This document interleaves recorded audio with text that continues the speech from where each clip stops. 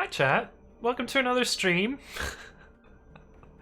I'm a little late today because I tried to code some chatbot commands like 5 minutes before the stream was supposed to start, and I finished writing the code, but I have no idea whether they work or not, so we'll see where that works. But yeah, we're gonna skip the usual open source intro for today, so I'm gonna talk a little bit about what we're doing today.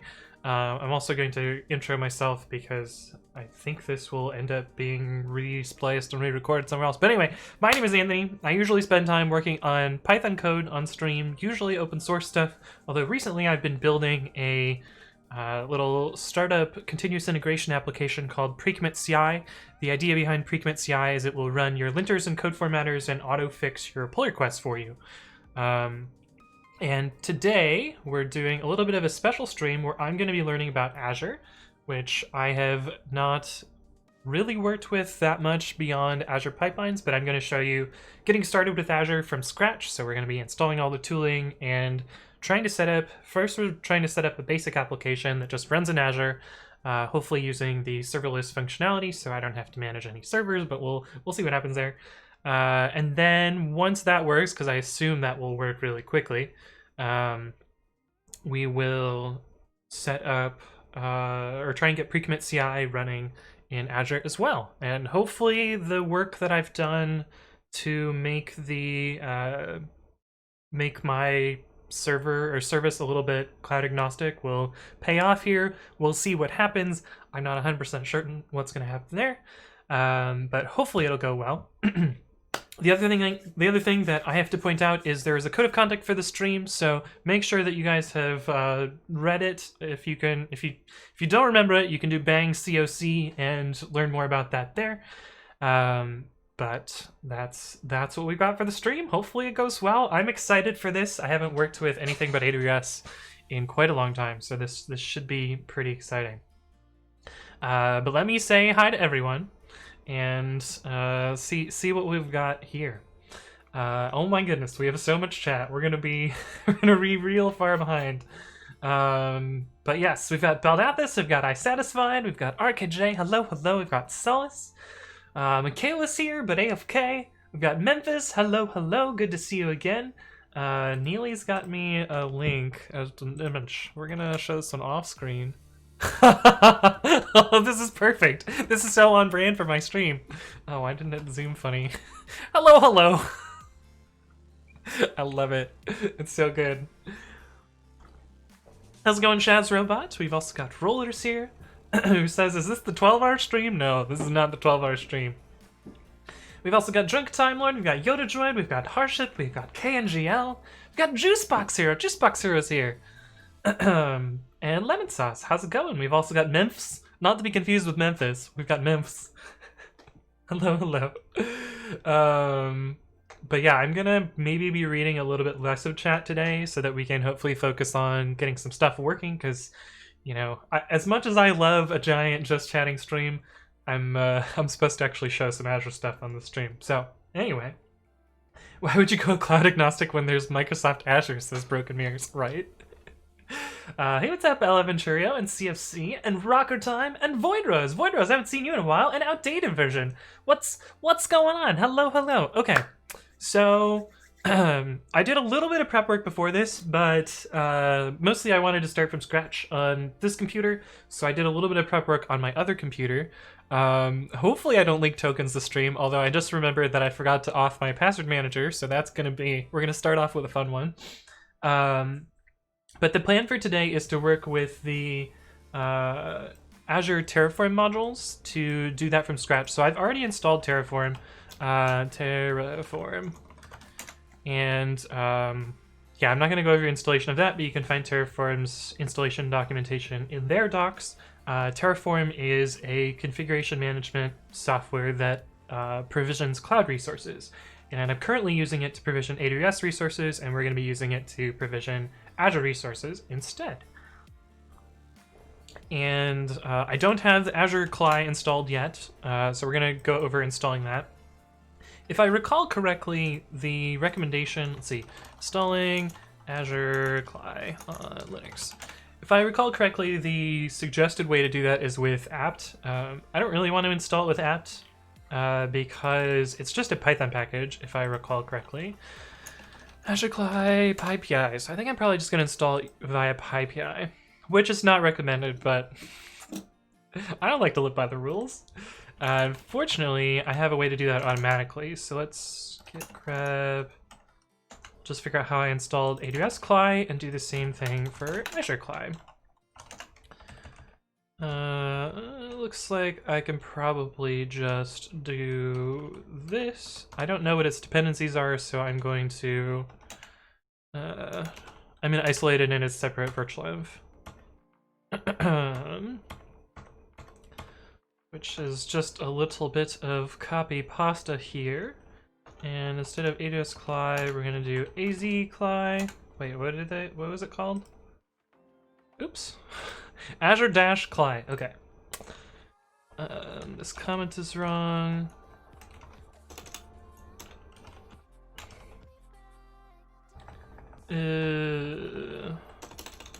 Azure CLI, package, Azure CLI. Exactly 80 characters, and this should be AZ instead of AWS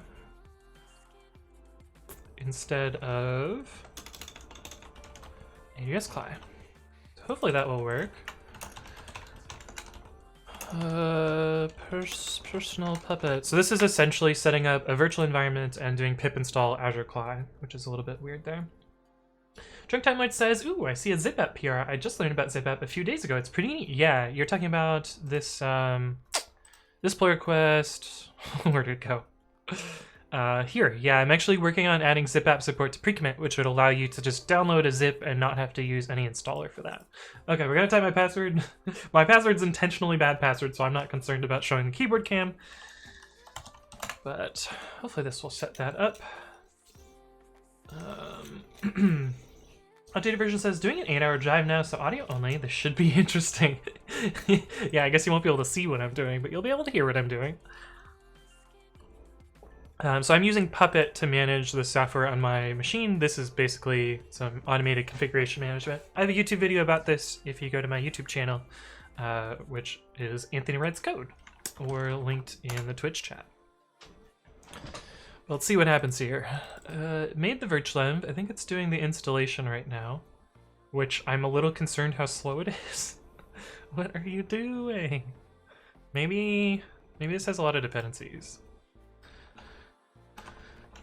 Let's see, Azure CLI, or is it Azure Python? No, it's Azure CLI.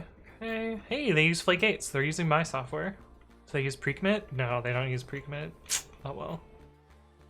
Where's their setup.py? How does this thing work? Hi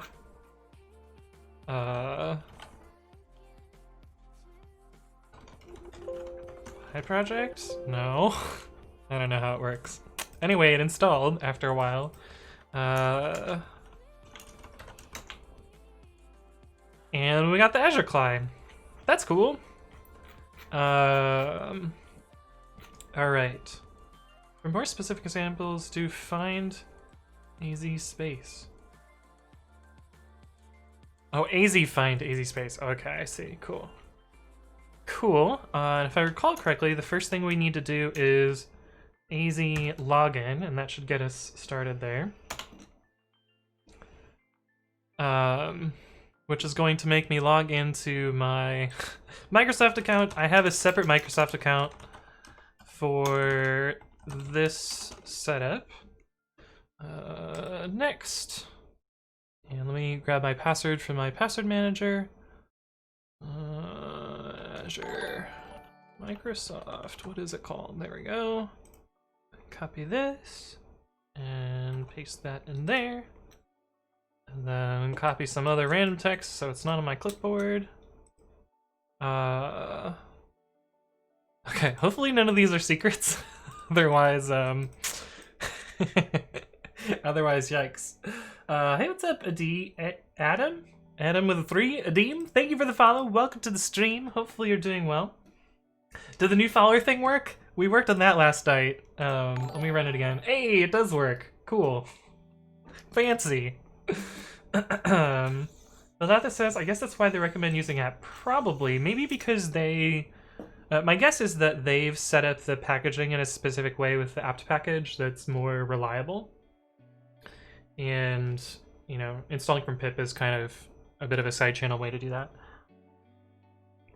But whatever, I'd rather install it from pip. Woodrose says, do you have a YouTube video on how to use pre-commit, by the way, or should I just read the docs? I'm planning to make one soon. I did a podcast on this recently. If you scroll back in the Discord for the podcast that I did on this, I talk a little bit about that. But the docs are pretty good on the getting started. They're not so good on the advanced stuff, but I do plan to do a video on that eventually. Okay, we're logged into Azure, Azure Cloud. So that's this part. I don't think these are secrets. I hope not, but we'll find out eventually. So I wanted to just make a very basic Flask application just to get something working, and then we're gonna try and upload that to Azure Functions and try and serve it out of whatever the Azure equivalent of Gateway is.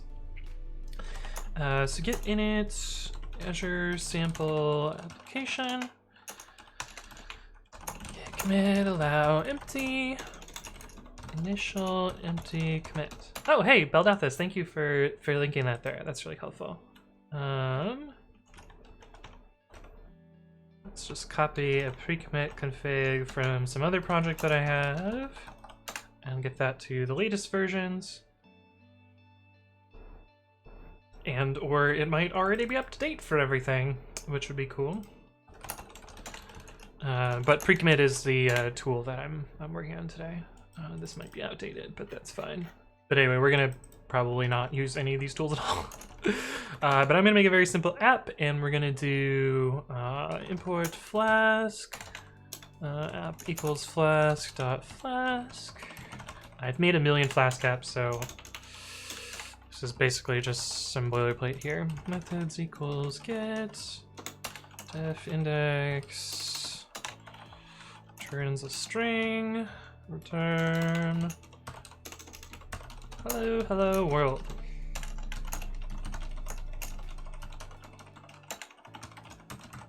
We'll make a little entry for this that will run it in the debug mode. Return 0. I think it's just, is it just this?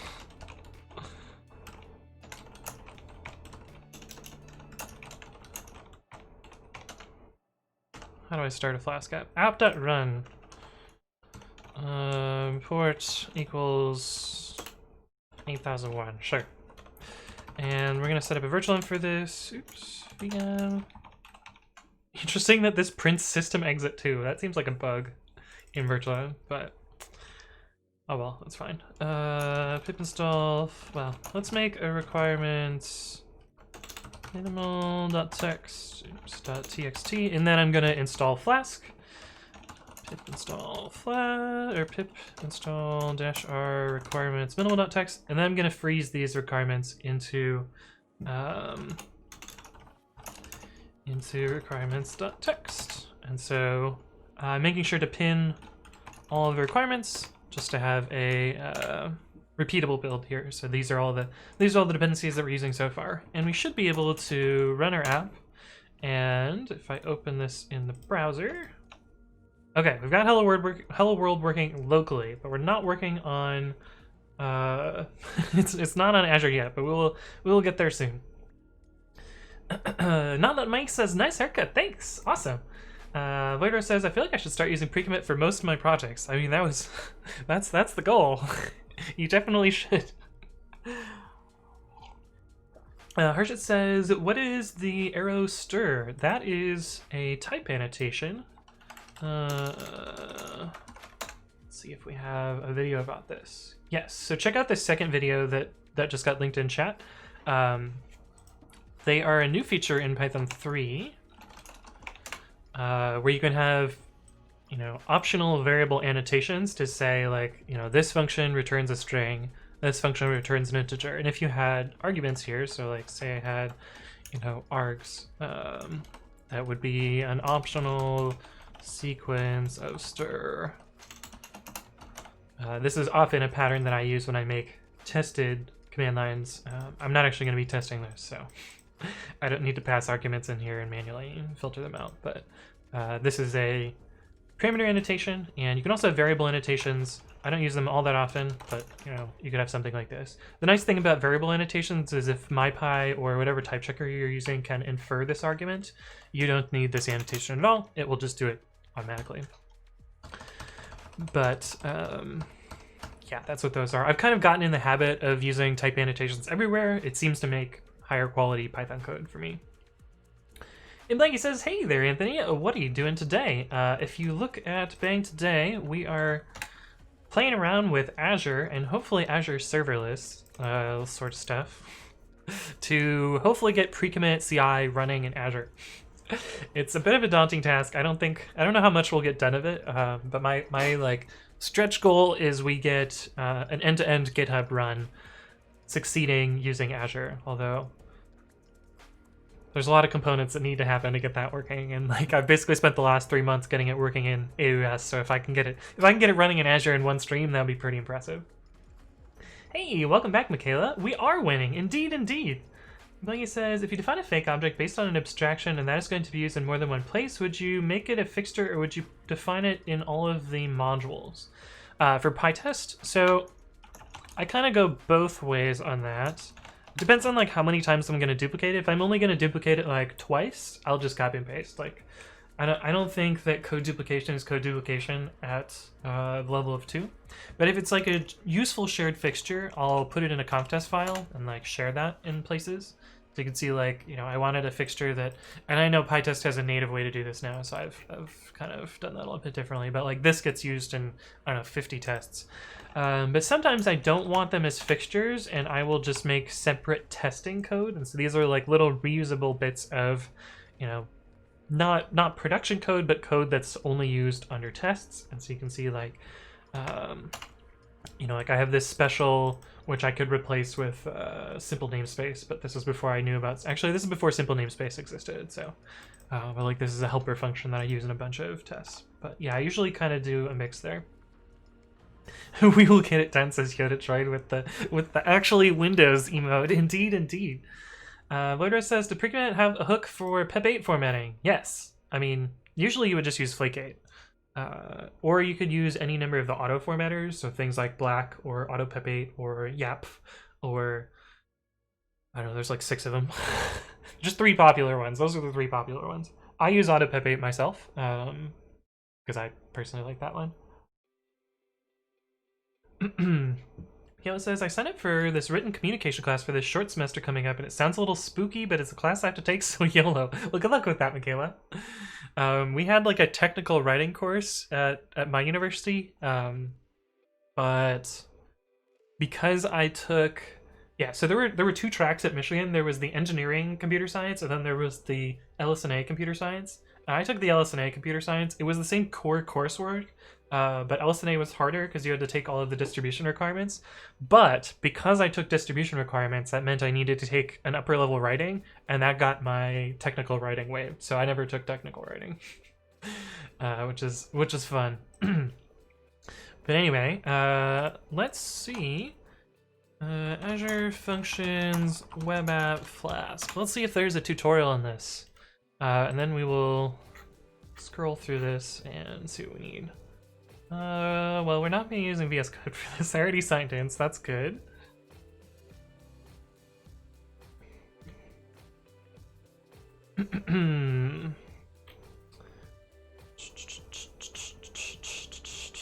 Where does this func tool come from? Create new integrated terminal command.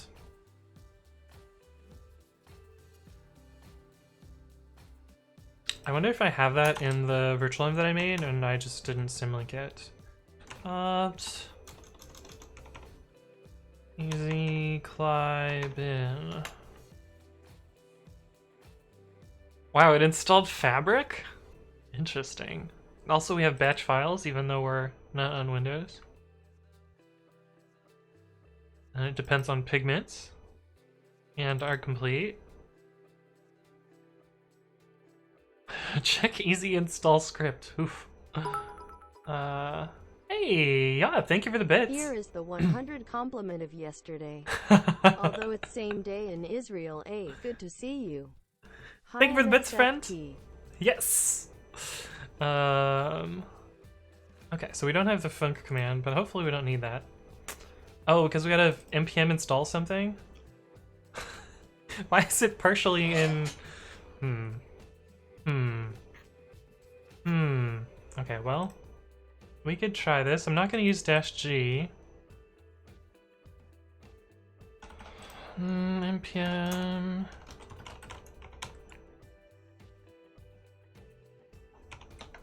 npm I this guy.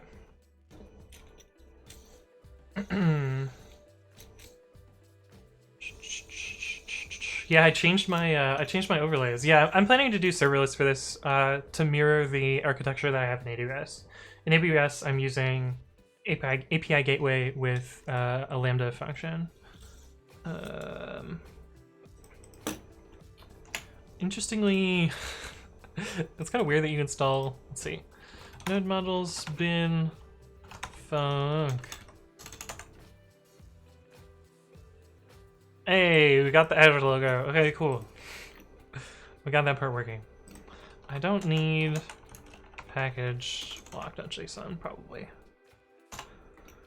So we're not actually going to be deploying the node part of this. All right, create the Python function.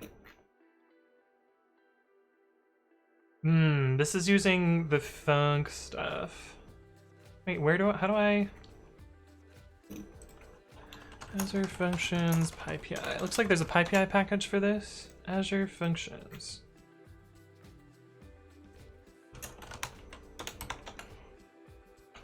Azure Functions. Install.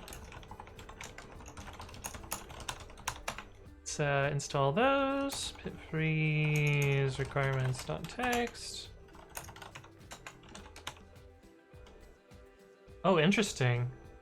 Oh wait, no, I see what happened here. Okay, so we've installed Azure Functions. My guess is this is kind of the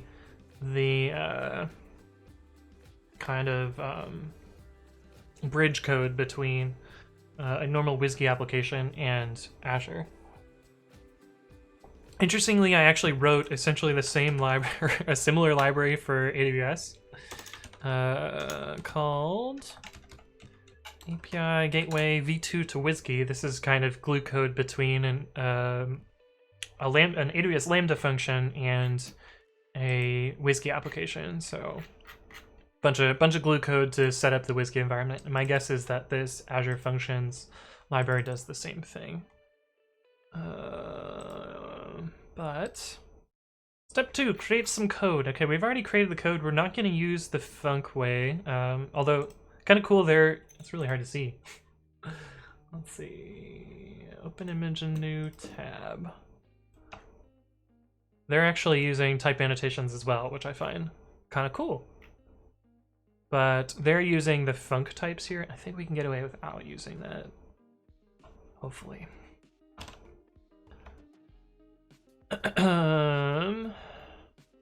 Okay, that's how to set up that. I created the function. Azure Functions WSGI application.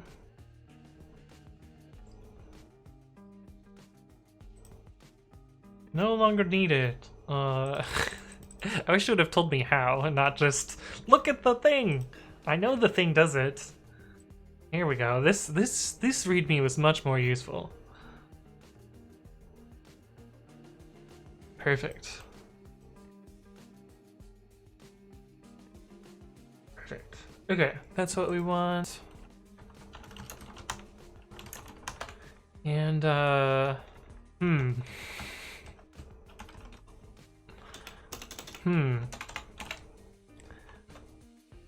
So they suggest doing import azure.functions as func.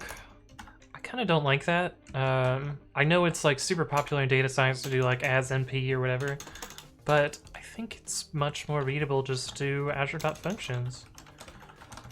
That's why it's super clear that this works that way. Can I call it something other than main? Let's call it Azure main, and maybe we'll rename it later. Also, hi Zayotic. I'm not sure if I said hi to you, but hello, hello. Sol says, Anthony, when you're done with this basic one, can you put it up on GitHub for us noobs? Yes, I will be putting this code up on GitHub. Actually, let me create the repo right now so that I don't forget. But yeah, as we go, I'll be uploading this code to GitHub. New repo. And what did I name this repo? Azure sample application. So this will be github.com/Anthony Writes Code, which is the GitHub that I use for my Twitch and YouTube channel, /Azure sample application. Sample Flask app running in Azure and with Terraform. And it will be public. We're going to skip all the rest of that stuff. A little bit of a mouthful, but yeah, remote add origin. GitHub.com, Anthony Writes Code /Azure sample application.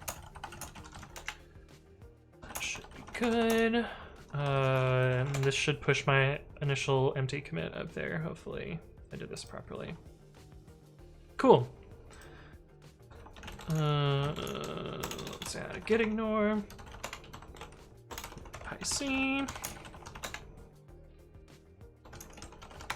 And I guess node modules.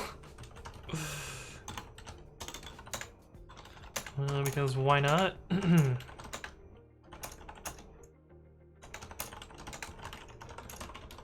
Let's see what Preman says so far. Blanky says, I'm at the point where I have to run anything related to Node or NPM. I run a Node LTS Alpine container just so I can remove it later. Yeah, well, I have Node.js installed globally on my machine, so I figure I might as well reuse it there. I'm actually installing it from, what is that PPA called? Or not PPA, it's a node source. That's what it's called. Undefined name application. Oh. I forget if it's this or this. I think it's just this. Actually, what did I do for API gateway? Frequent CI, Lambda, web. Yeah, it's just app. This is just the callable. Okay, so that should be good so far. Close all these out. And that should pass pre-commit now. Yay! We don't have any tests. Oh, we also don't have a setup.cfg. So get rid of that hook.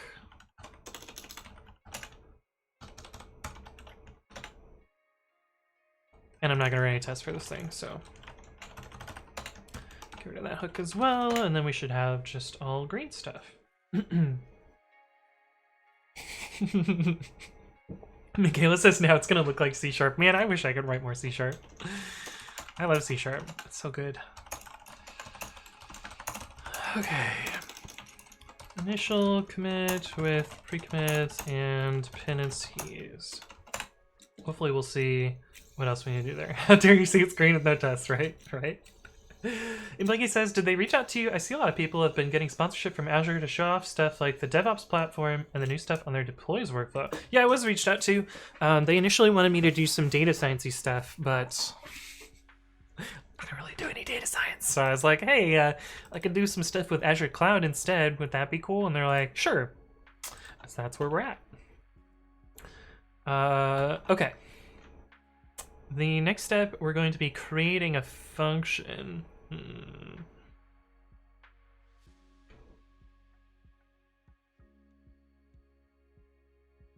How did they lay this out? What is function.json?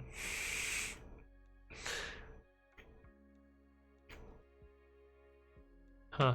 Well, we'll see what that looks like in a sec. Maybe they show us here. Oh, perfect. Function.json. Function.json provides the necessary configuration information for the function's endpoint.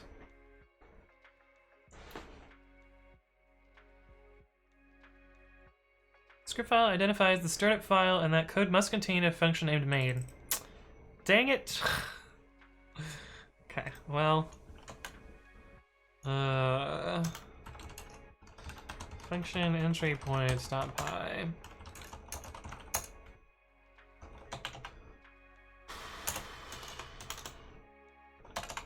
we'll do it like this in a separate file.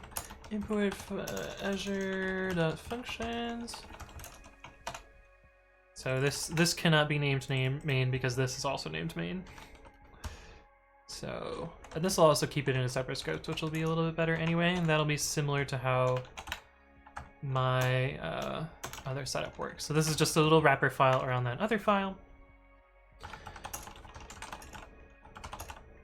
Git add app.py function entry points. Turns out the Azure function has to be named main. Oh, there's an extra colon at the end. Fortunately, other stuff failed as well.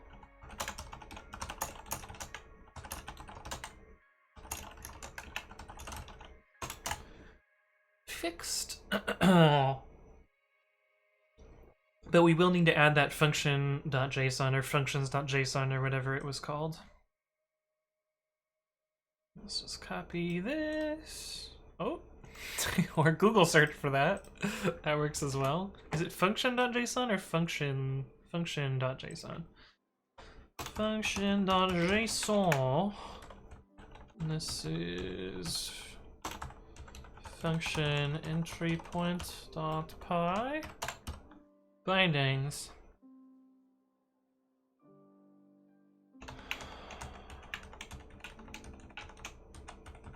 Yeah, sure, that seems fine. What else did it show? Init.py. When you create a new function, Azure Functions provides default Python code in init.py. Oh, so it would have created this automatically for us. That's cool. That's pretty cool. Importing logging is optional but recommended.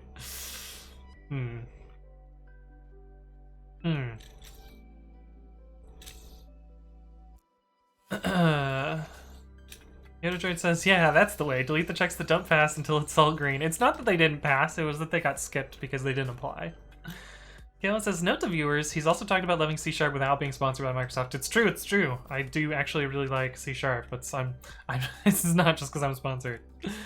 And Blinky says, C# reminds me of Java and that reminds me of nightmares. But the thing is, and I've said this a lot, C# is Java that doesn't suck.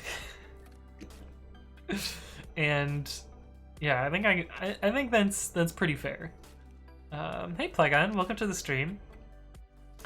Yeah, this is basically an entry point for my application. It will import this code and look for this special main function and call it using whatever Azure primitives.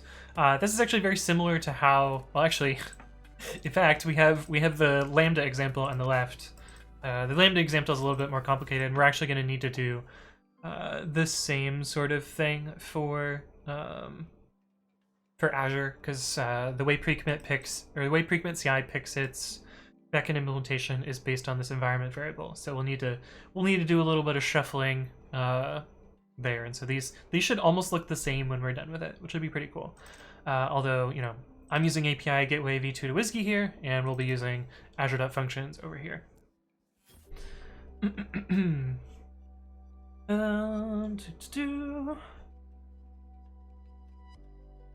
Ender says, just like pants, optional but recommended. That's pretty funny. That's shirts and sometimes there are signs. I see. Harshit says, I love Java and C++. I like C++.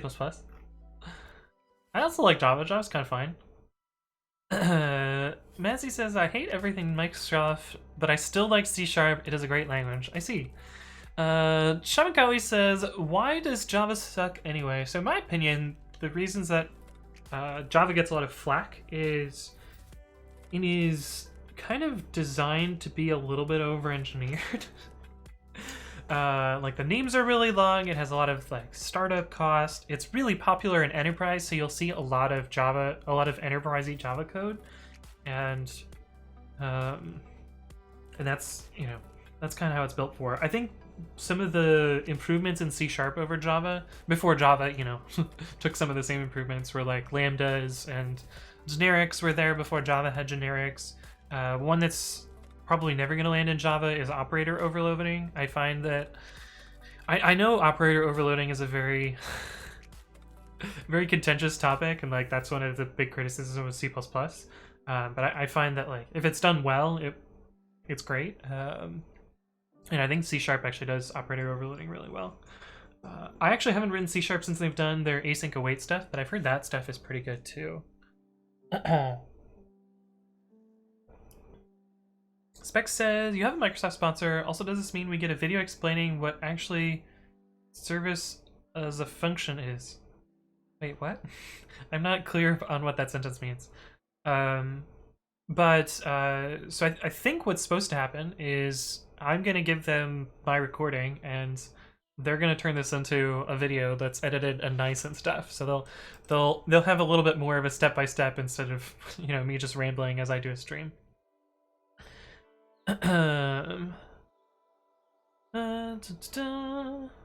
Function as a service. Yeah, that's what we're building essentially, I think. Hey, what's up, WGAFA, who says, I'm falling in love with Haskell. I have not written any Haskell. I have not, or as the webpage says, I have not learned to make Haskell. A function as a service. Yeah, that's kind of what we're going to be doing. We're going to be working with like some serverless stuff here. It's strange, but once you understand the functional way, it starts to make sense. Yeah, I think so. I think that makes sense. What is it? Why does it have such a dumb name? I feel ya. I'd love to see a few examples of horrible operator overloading. Well, I can give you one from Python that I find really, really awkward. And that's pathlib. P equals pathlib dot path dot pathload overrides the / the division operator. Pre-commit CI / setup.cfg.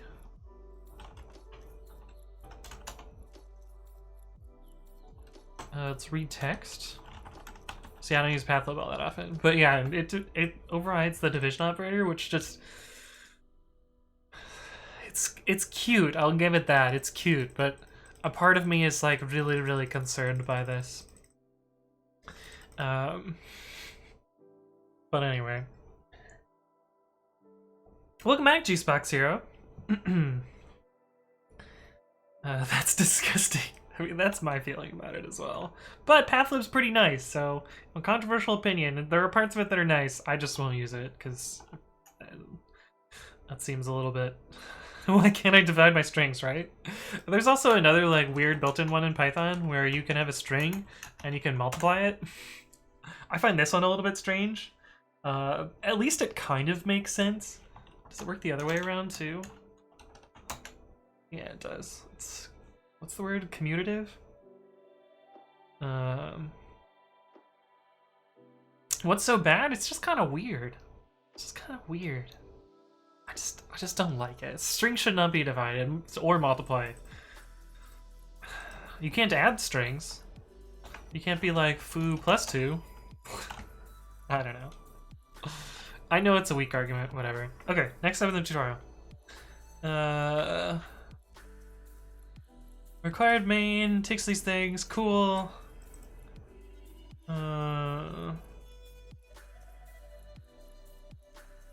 If a name is found, the code returns the string hello with the name, otherwise it returns a generic message. Oh, okay, cool. Yeah. We didn't actually do that. We have our own custom thing that just says hello hello world to be super, super easy. Can you powers it? I don't know if you can powers it. Foo, race of the 2. Yeah, no, it doesn't work. Oh, that's actually a weird error message. Unsupported operator type for bang bang. Oh, I see. They're both implemented the same. I thought it was for the POW function. I was like, I didn't call the POW function. I just used star. Did I say bang bang? I said bang bang. I meant star. Voidrose says, do you use the walrus operator? I think you know the answer to that, Voidrose. You've been to enough streams, right? Right? Surely you've seen my what's that thing called? Flake-8 walrus?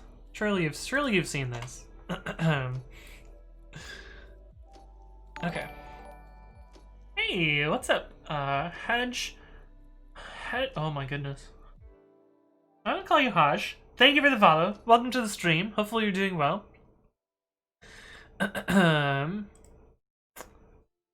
Okay, you can debug your Azure function locally in Visual Studio Code. Oh, that's kind of cool. This is pretty cool. We're not using VS Code here, though. Hey, what's up, YouTuber? Thank you for the follow. Welcome, welcome. We can test it in a different way, but not with that. I wonder how it starts this.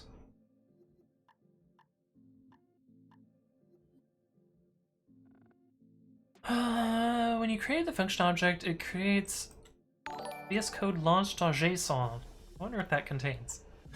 Hey, what's up, Ben Hanish? Thank you for the follow. Welcome to the stream. I guess we could create a function and see what it does. I think I have VS Code installed.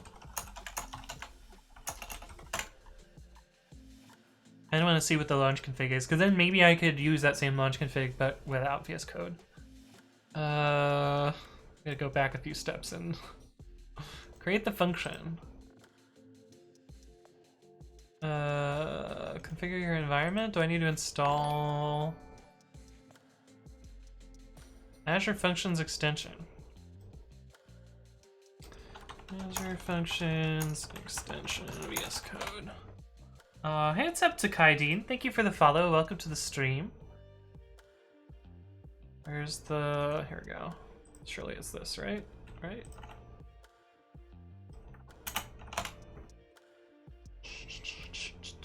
Install. Why is this button not clickable? This is an image. This is literally an image. This one? Launch VS Code quick open. Control P. It didn't copy for some reason. Okay.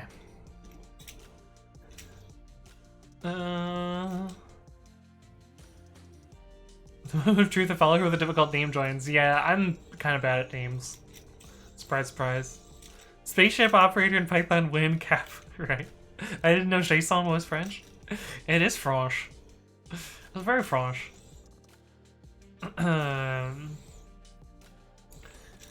did I get bamboozled? How did I get bamboozled? Opening, oh, because I opened VS Code? Yeah. How do I do the thing now? Create function. You can tell how often I use VS Code.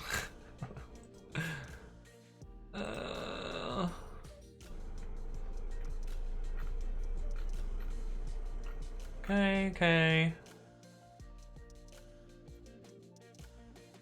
Sign into Azure. Should be a little drop-down thingy here. How do I... Ooh, it's empty. I don't know how this works. Azure. Hey, there we go. Sign into Azure. Yes. Cool. Okay. Where's my new function button? Create function. Yes. Python. 3. Sure.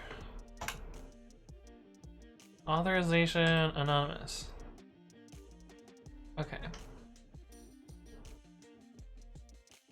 Okay, so this should let me look at the code. That's all I wanted to do. VS Code launch.json.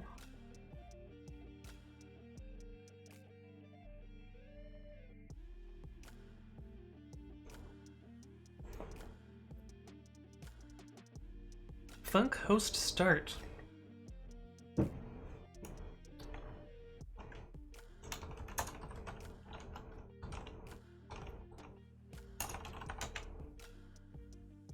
Unable to find project root, expecting one of host.json local.settings. What is host.json?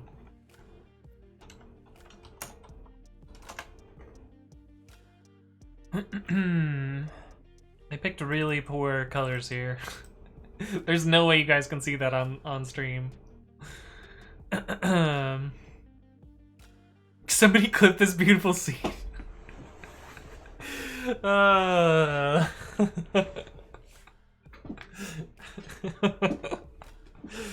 XLift tech lead tries to use vscode.exe. You're not wrong, Shazrobot. I wonder if you could launch VS Code as a function in Azure Functions. You probably can, Yoda Droid. You probably can. That's the debug config. We're in uncharted debug VS Code waters here. I mean, probably. Hey, what's up, MSR? Hello, hello. I did indeed get a new haircut. How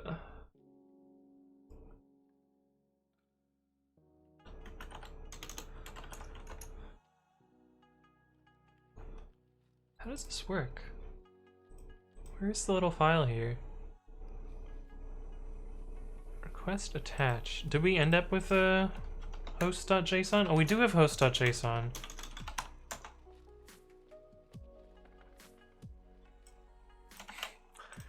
Let's see what this file does.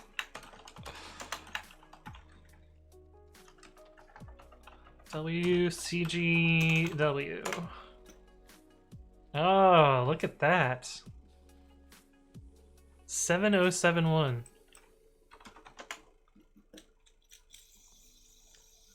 Well, that didn't work. Application started. Why didn't it request my app? Yeah, I see.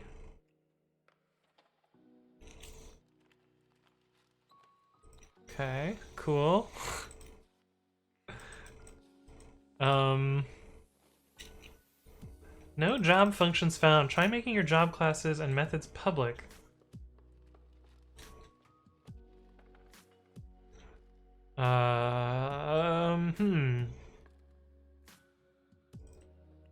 Functions. Space-separated list of functions to load.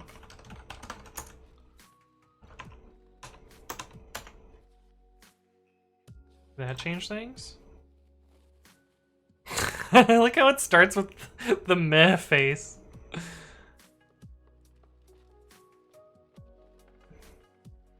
I don't like that it's listening on 0007071. That seems bad. Because I'm pretty sure if you know my IP address, you can get to this. Oh wait, no you can't, because I have firewall rules. Why is the BSOD flirting, right?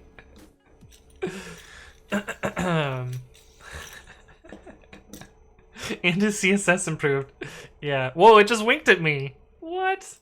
Let's try it with verbose. Oh, can I determine the project type? Yeah, see, that's the problem with using this dark text on... Let's do Python. Maybe that will work better?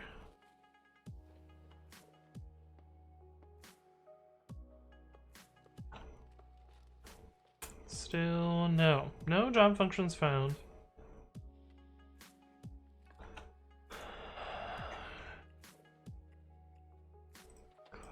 Port timeout. Cert password. Language worker. No. No.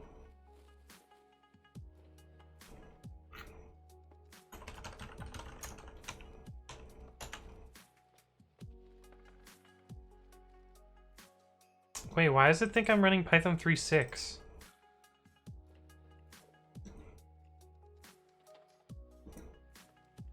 What? What? Hey, what's up, HBS ZNR? RNR, thank you for the follow. Welcome to the stream. Hopefully you're doing well.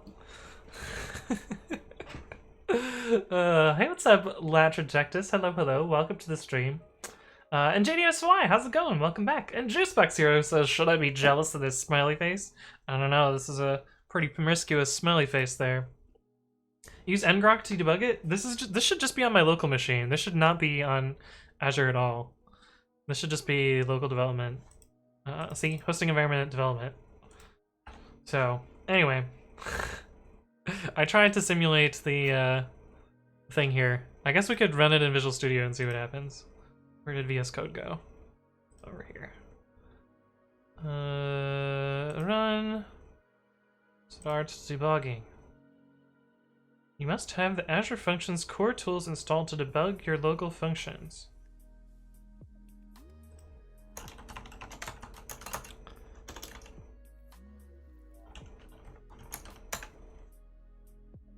Is that going to work? Oh, this takes a while. What is it doing? Oh, I bet there's probably some binary in this thing. Bob Pig, it is indeed the Azure stream today. And hello. Again, HB. Sorry, no, how do you want me to say your name? Because, I am not sure. I have them installed. Oh, it's mad because I don't have m-g installed. Let's see if we can restart code with, path equals pwd slash node module slash bin path code dot. Are you gonna think that you have it installed now?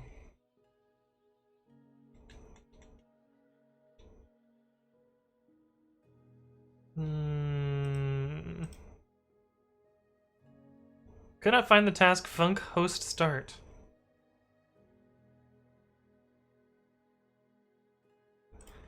Okay. Alright, what does it want me to install for this? That one's already installed. Wait, why does it say oh, okay.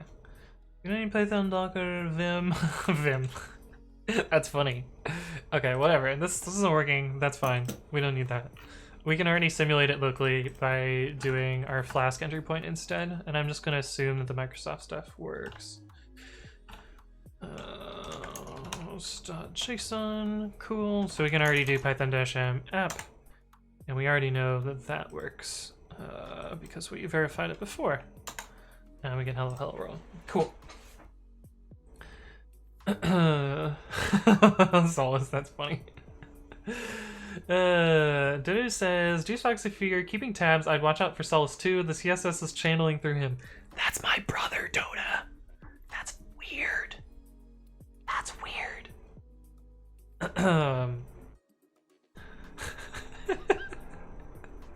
Dota says, Anthony, if you want to be popular, you gotta become an internet nickname wizard. What do you mean an internet nickname wizard? What is that supposed to mean?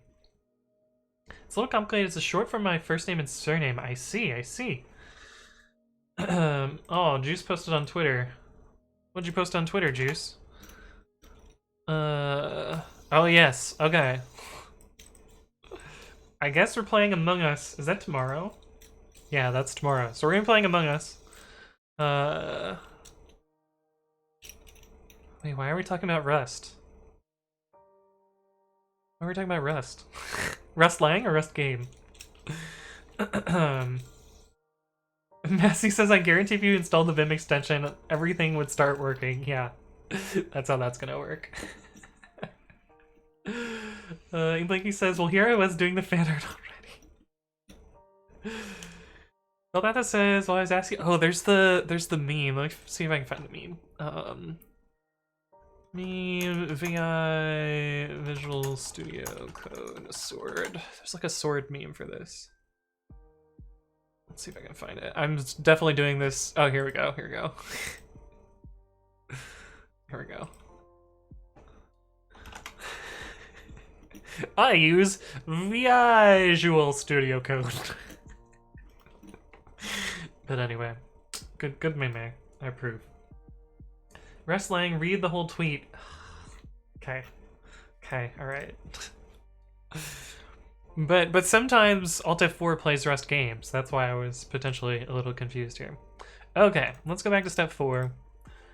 Skip in the debug because it didn't work for whatever reason. Oh, was I supposed to use the name here?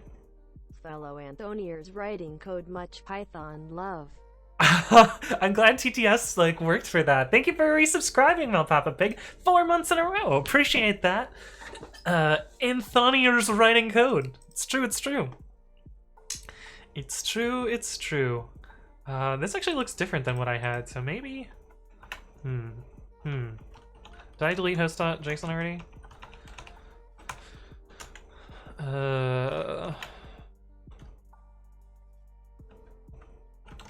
What is this function called? This doesn't have a name. Where did it get the name from?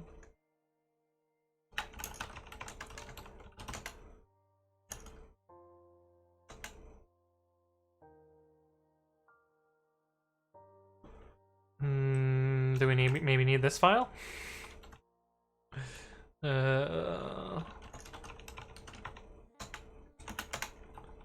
other files are here? Oh, maybe it's supposed to be in a directory? Hey, what's up, W. Gaffett? Thank you for the follow. Welcome to the stream. Maybe it's supposed to be in a directory.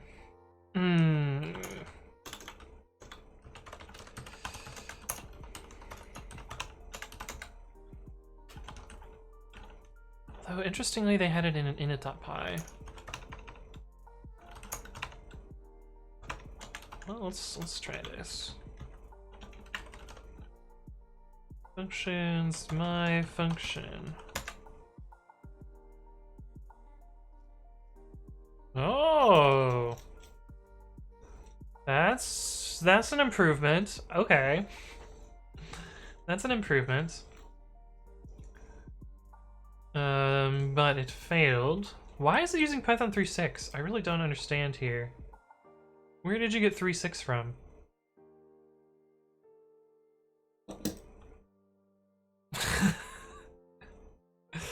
Well, also it failed to import due to the way that it's running this.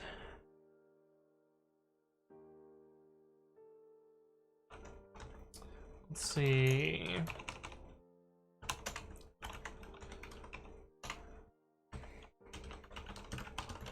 Let's see if that works. Should complain about Flask now. Here's the error. No module named my function. It's weird to me. Usually touching init.py is not going to change anything, but I don't know why they put the exception up here. That's actually really annoying. Alright, let's look at their troubleshooting guide.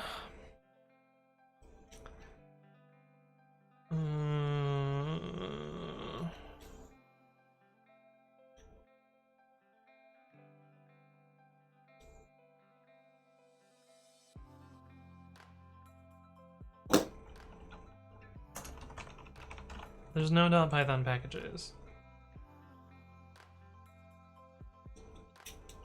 Use your favorite text editor to open the wheel file. It's a zip. Oh, they have the wrong terminology here. This is not a wheel.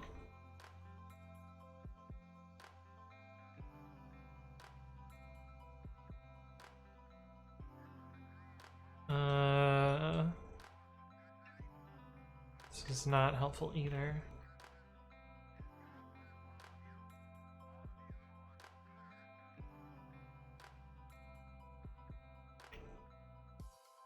Nope. Let's just stick it all in one file and see what happens. Cat my function app.py.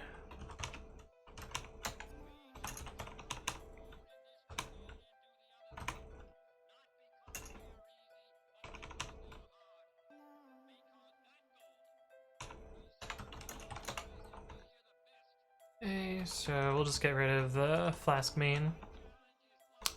It's gonna look a little bit different than the way it's gonna set up in Precommit CI. So we're gonna run into some trouble when we do this with Precommit CI. But let's see if we can get their thing working first. Okay, this is what I expect now. Failure to import Flask. So it is for some reason picking Python 3.6. I don't understand why. Maybe if I activate this virtual enough, it will forget about Python 3.6. Juice says, my eye won't stop twitching, I'm dying. Oh no. I actually do have Rust game, which is kind of interesting. Hey, what's up, C3X111? Thank you for the follow. Welcome to the stream. That's the famous Anthony I love Twitch. But yeah, I used to play Rust game quite a bit. I feel like Anthony is just fuzzing this stuff until it runs. That's kind of true.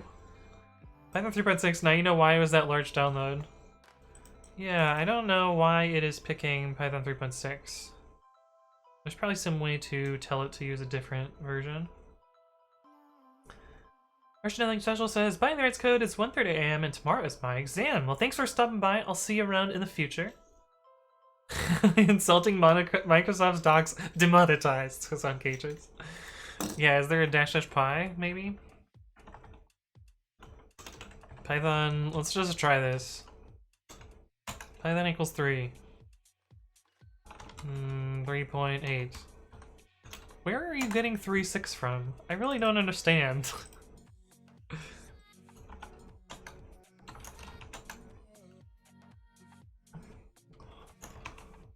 Do one of these say 3.6 in them?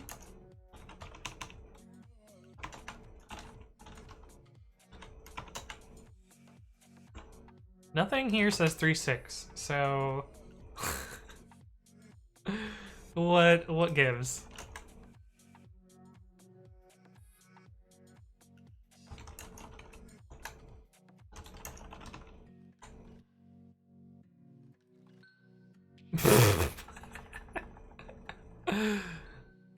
I see. Yeah, I don't know why it's picking. What happened here? Value cannot be null. Parameter name provider. What? This thing running in the background still? I wonder if there's like a host build. Or a func build or something like that. That's probably what we're missing. Or probably if I follow a tutorial, it would just tell me. Func init, func new, func start.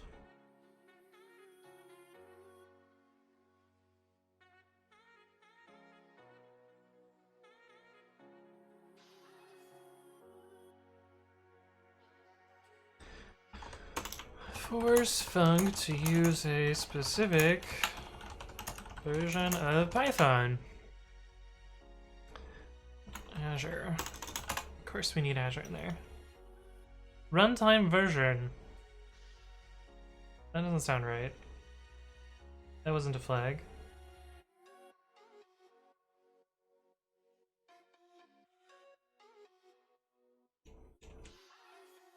Well, you know what we can do? We can just make a... This should work with Python 3.6, so...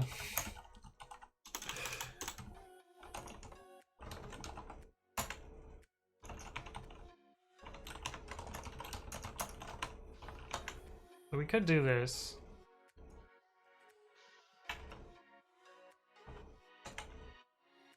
Although it just completely ignored this, which is great. Okay, we're back to this part of it failing. Oh.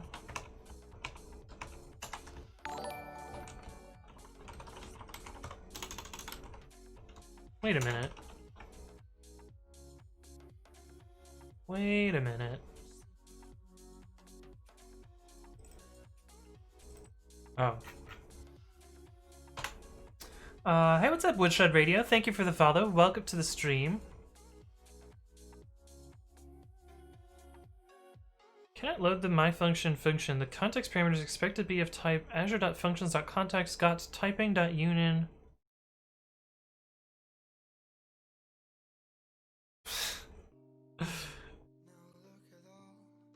Wow, it type checks the function?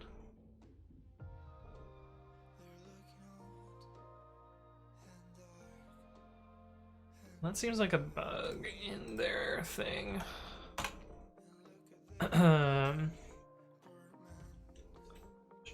Why isn't it using the global Python? No, my global Python is 3.8, so I don't know why it has picked an older version at 3.6 or not 3.7 or not 3.9. Like I would have expected it to pick 3.9 or 3, but not 3.6. This something is weird there. I don't know what's up with that. What distro is this? Says Jabeezy. It is. You can do Bang distro or Bang OS in chat to find that out.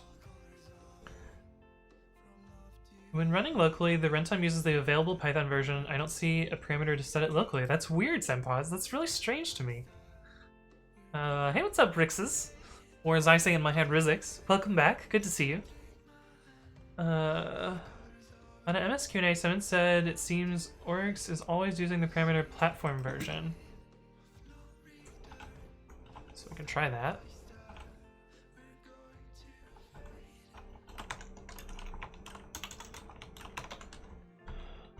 Python platform version 3.8. Nope, still picked 3.6. It just kind of ignores arguments that it doesn't know about, which is a little bit sketch. I don't know. I don't know what's going on there. Uninstall Python 3.6. Yeah, I could do that. Sudo apt purge Python 3.6. My config management will bring it back later, so this is fine. Why was...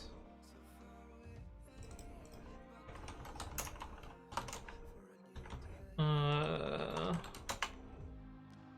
gotta purge it more.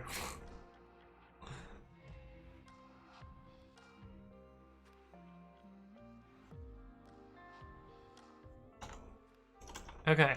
Python 3.6 is gone. Is it gonna pick 3.7 now? Oh my god, it did. Why? Well, we can get rid of 3.7 as well.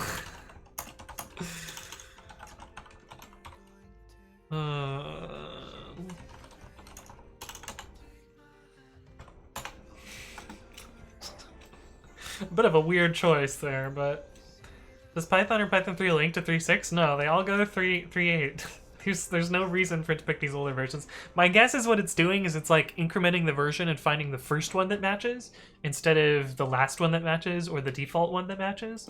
And so I bet if I somehow was able to purge 3.8, which I can't because it's part of my operating system, it would probably pick 3.9 next.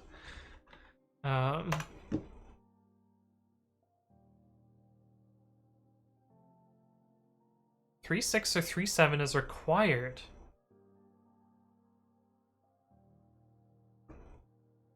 What?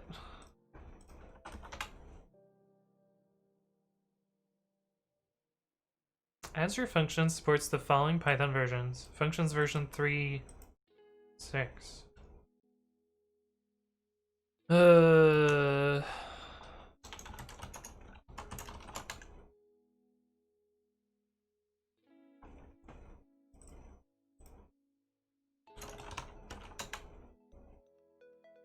So, how do I get version 3?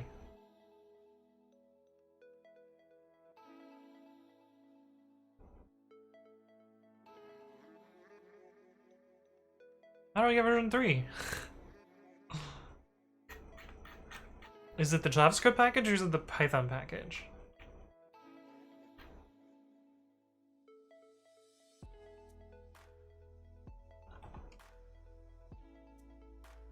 To request a specific runtime,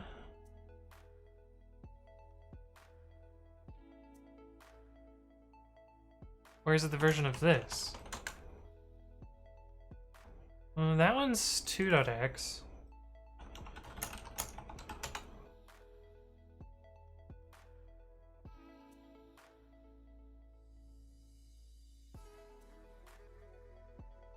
Let's see what version we've got here. This is still 2. Okay, so it's not that thing. Azure Functions. This doesn't have a version. Azure Functions, Python, GitHub. Azure Functions, what a great name. Love it. This is version 1, so it's not that thing. Which must mean it's this?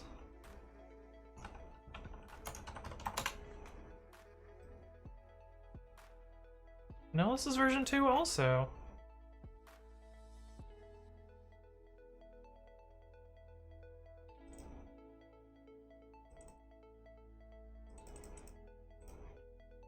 Okay, I guess we'll switch to the 3.x branch and see how this is supposed to get installed, because I did not follow directions.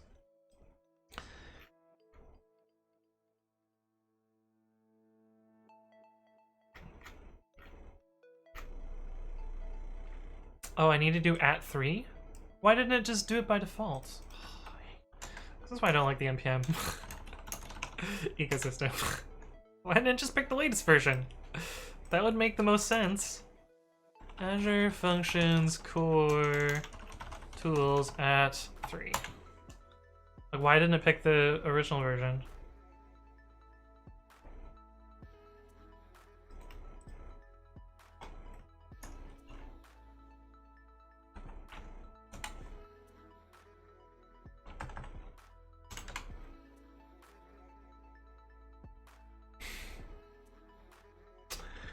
JavaScript, man. JavaScript.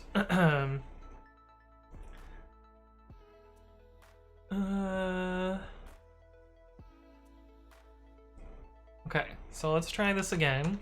Hopefully it should now work with 3.8.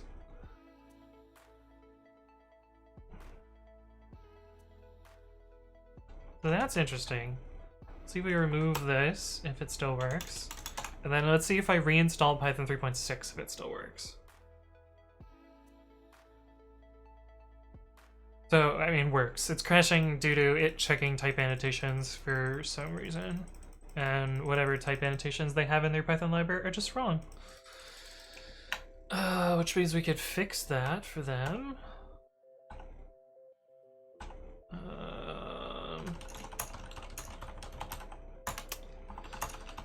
My bad password, I know. I'm typing a password on keyboard cam. Ruzik says, how do you write the alternate version of your name? It's probably just like I switched the X's and Z's in my head for some reason. You do one Microsoft sponsored stream and see the only pure Python streamer I know uninstalling Pythons. It's true, it's true. What kind of developer only Python version is on your system? Oh, the default Python version on my system is Python 3. 3.8. Because this is 2004. Oh no, I closed the tab with the thing that had the right command line. Func post start Python functions function. Okay, now it works, even though Python 3.6 is installed. It's kind of silly. I wish it was a little bit more transparent about that, but at least I understand what it's doing now. Let's put those Pythons back, because I'm gonna want them some other time. Maybe NPM is not up to date? Maybe. This is why you should use Conda? No, NPM is the problem here. It's not Conda, bitchin'. Also, how's it going? Welcome back. Good to see you. What could work in 3.7 but break in 3.8? Your guess is as good as mine. There were a couple of syntax breakages in 3.8. There were a couple of libraries that were not buildable in 3.8, but oh, async as a name might have been. No, that broke in 3.7. Pretty sure. Genius Spy says, finally getting both time and motivation to pick up my open source project, not like this. Hey, what's up, Dictionary? Hello, hello, welcome back. Back after being purged a minute ago? Yeah, but now they're installed again. I think we shedded, yeah, these two packages for some reason, so I'm gonna get rid of those. Okay, so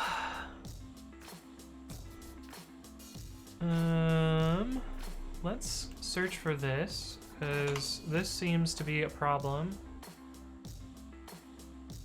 with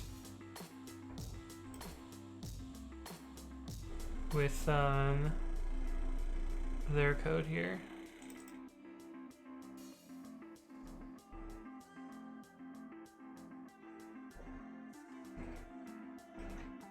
So let's see, we can actually look at their, what was the Azure Functions Python library? Azure Functions Python library, here we go. Let's fix their code. Azure Functions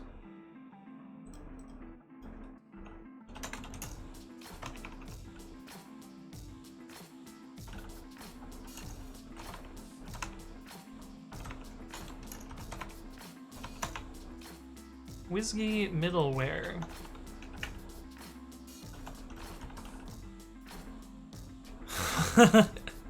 They're using the wrong spelling of no QA. Also, they don't need it because they have double under all. You know what they need? You know what they need? They need yes QA. Azure functions, Python library. What version of Flake8 do they use? 3.7. Do they use any other? Nope. So we can just do pre-commit, try repo. Yes, QA, all files, and that should clean up their unused no QAs. Nick just says, so are you just porting to Azure because of the sponsor, or is there an actual good reason? So I want, I'm going to be building a hosted version of pre-commit CI at some point, and so adapting it for multiple clouds is something that, I wanted to do anyway, and so the sponsorship kind of lined up nicely with me being able to port that automatically. Hey, look at that.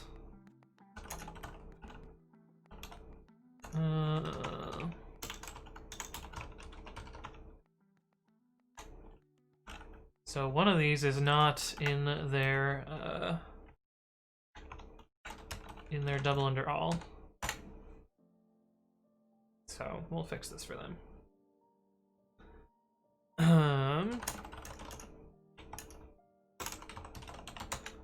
Still have these ones. Oh, this entire file is no QA'd. Oh, because they've vendored it? Interesting choice.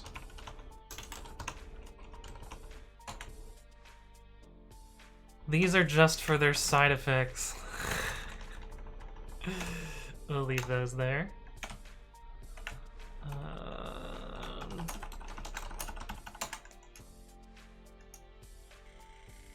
B902, that means that they're using Flake8 Bugbear, right? Invalid first argument for method, use self.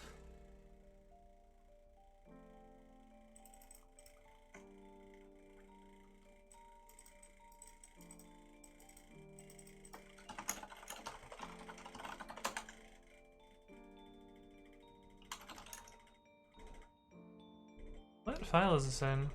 Vexoig data structures. We're gonna ignore that one. Functions, third party.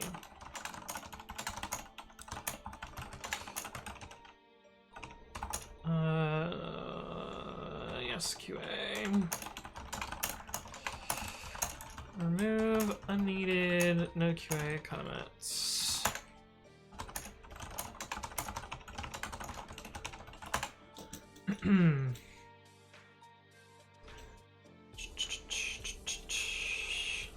A bunch of people do actually use pre-commit at Microsoft Mikhaila, which is pretty cool. Stella says, let's have this guy show how well our products work. Anthony, hey, this is how Microsoft could fix their code. I mean, I figure if nothing else, I should contribute to this, right? Because we're using it.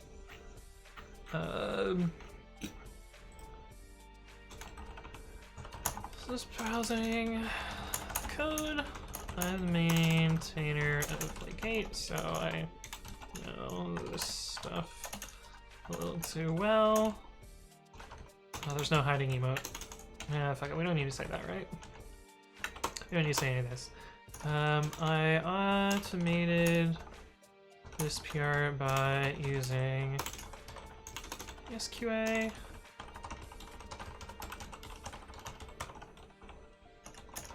I'm also the maintainer of Flake8.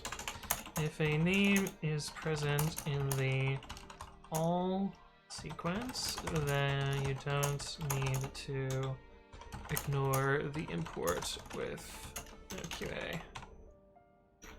And I'm gonna have to sign their CLA probably.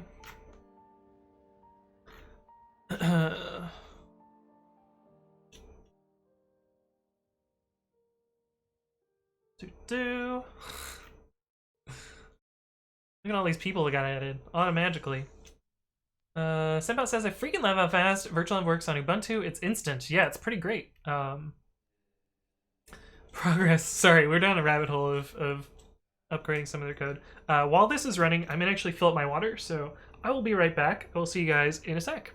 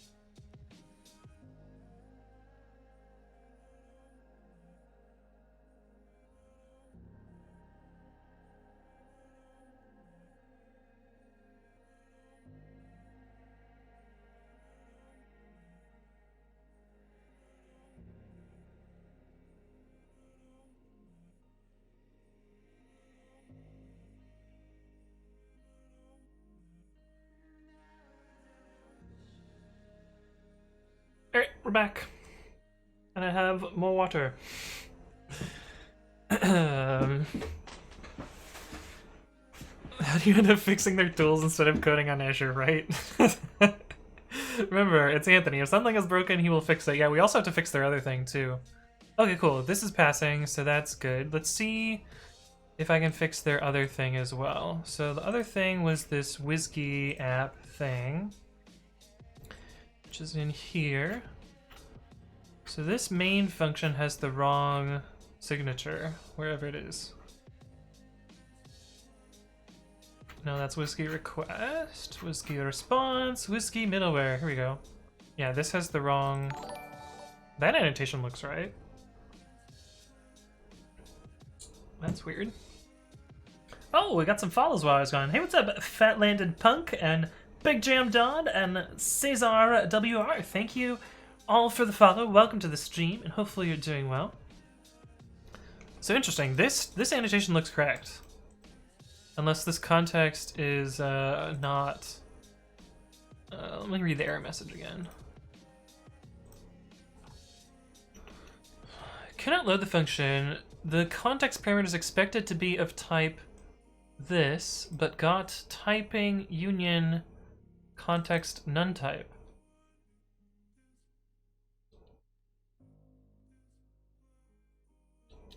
How did it end up being nullable?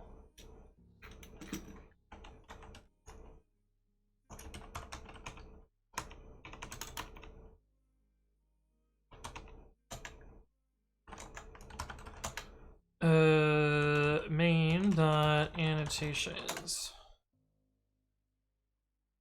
Yeah, we did in fact get union none.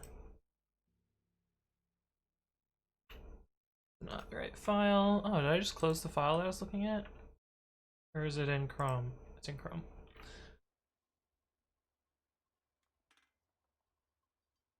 Oh. I see. Yeah, they're not using strict optional in MyPy, so this and this are the wrong type here. So this is just broken. Imblanky says, I want to ask the history behind the icon avatar. Oh, my GitHub avatar. I took this photo, I think during Christmas break, if my profile loads, during Christmas break at my hometown in Oxford. I forget why I took it. I think I was, oh, actually, no, I know exactly why I took it. I know exactly why I took it, never mind. I was sending it to a friend. Is this some kind of namespace problem? No, they're not testing with strict optional. Ignore errors. They do have strict optional.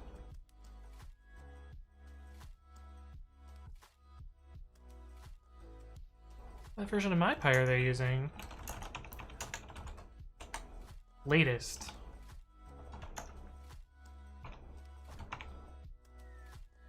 Azure functions.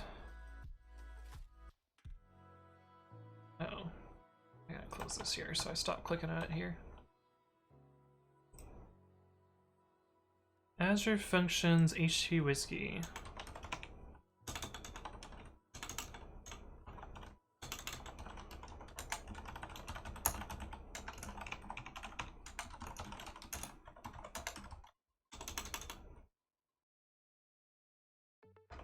Hmm.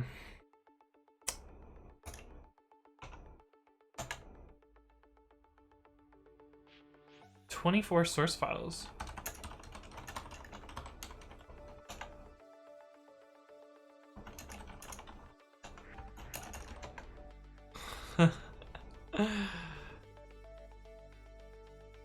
Why do those numbers not match up at all? Is it because third party is missing an init.py? These are missing an init.py.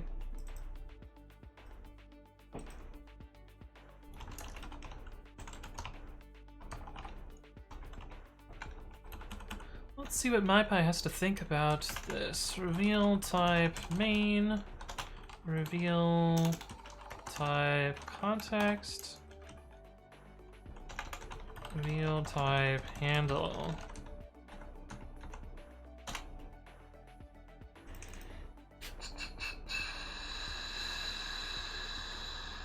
So context is that.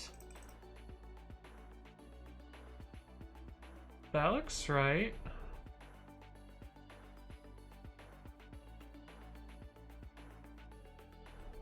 Interesting that this is nullable. MyPy should not allow this. Because... Oh. Actually, yeah, it should. So a function that requires context, this satisfies this annotation, but not in the other direction. So their annotation checking code is incorrect. Why is context optional here?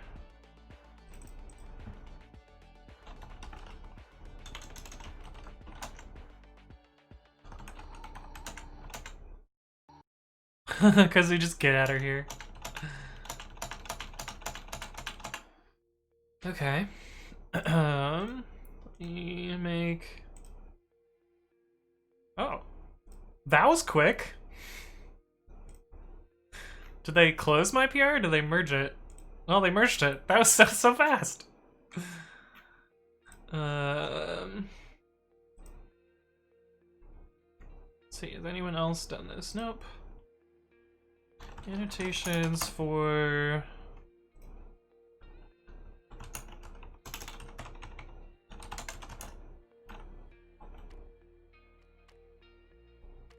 What was the thing called? Whiskey has app to not be startable.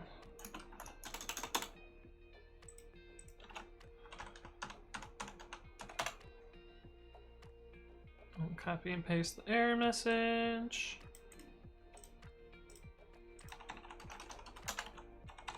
Did I get the full command line? No, I skipped the command line for some reason.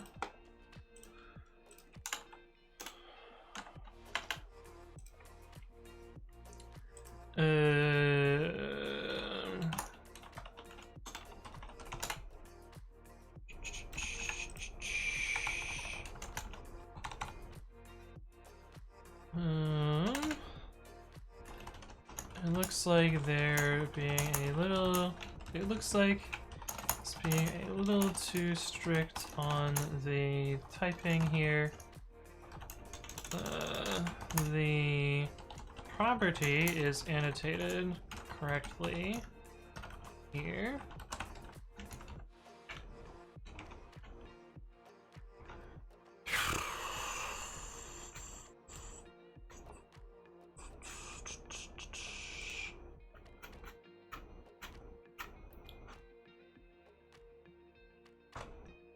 Press Y to get a permalink. But the function it returns uses optional context instead here.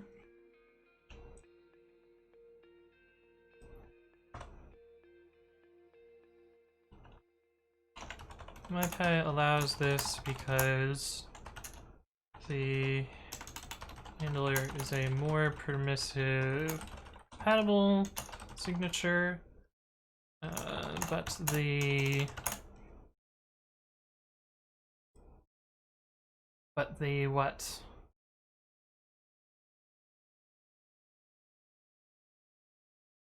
Oh, this is from somewhere else even. This is from Azure Functions Core Tools. It's from that's from an even different library. I can of course work around this by wrapping this. So that's what we're gonna do, but I'm gonna make the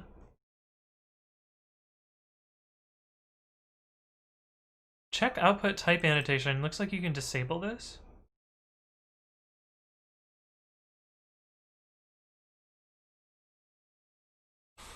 But yeah, they have a poorly implemented type checker here.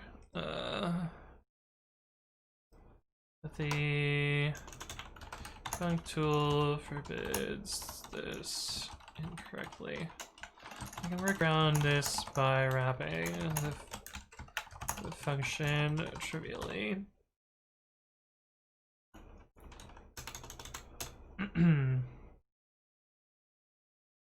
Another alternative would be to make main call that instead of having a property. This would incur a function call overhead.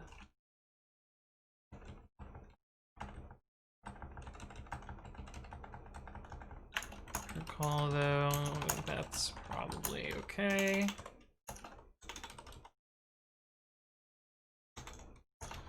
That would be the easiest patch without having to rewrite the type checking. Refactor the type checking code in func. Hey, what's up, Ayazuzi? Sorry. Thank you for the follow. Welcome to the stream. Hopefully you're doing well. Let's see if this looks fine. The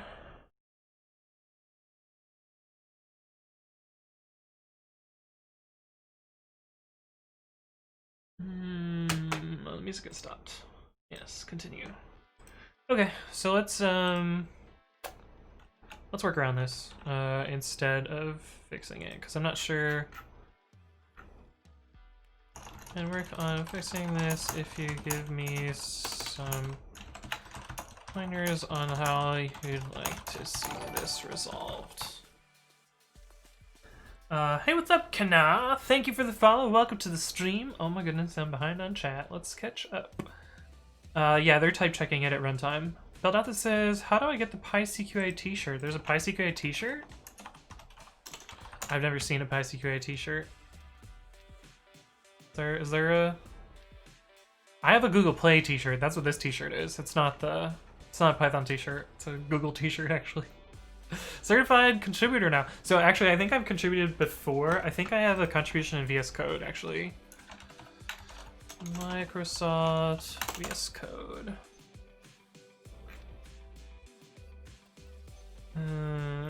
That's not what I wanted. I want the authors. No, I didn't want to click on their name. I wanted to probably get to this and then change it to me. Hey, look! I made a contribution to VS Code back in 2017. This was this was quite the rabbit hole. This was due to a bug in pre-commit, or it was causing a bug in pre-commit. Actually, it was causing a bug in.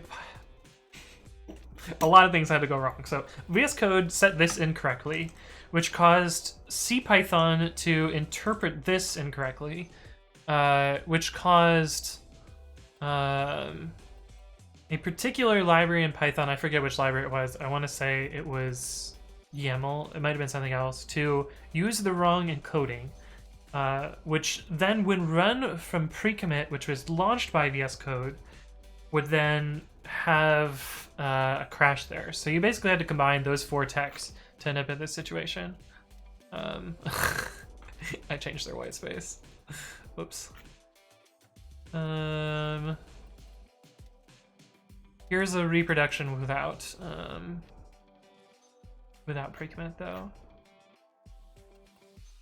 And I debugged it and found this, and then I fixed it.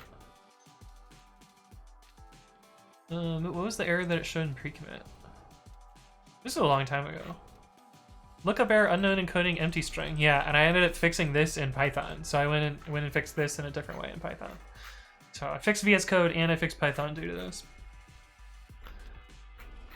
But anyway, that's why I have a Microsoft contribution already. They're probably watching the stream. It's possible, though they haven't replied to me yet. It's been 3 minutes. Come on, guys. Hey, what's up, MGFT? Hello, hello. Thanks for your YouTube series. They're so awesome. I watch every video. I'm glad you watch them, and I'm glad you enjoy them. They're really easy for me to make, and I find that it saves me a lot of time in the long run for demoing that.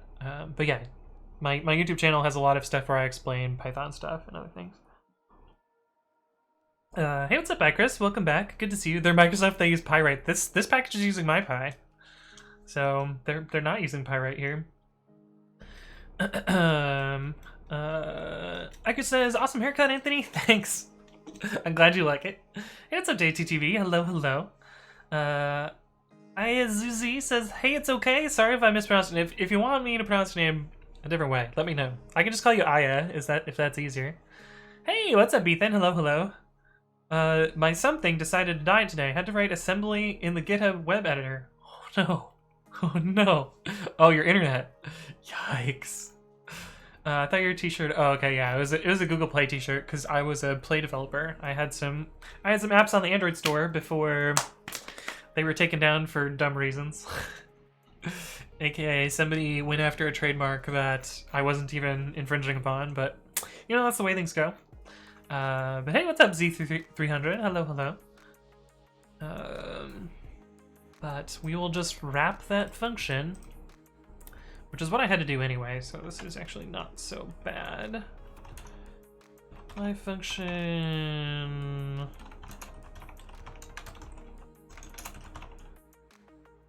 At some point, I want to figure out how to properly do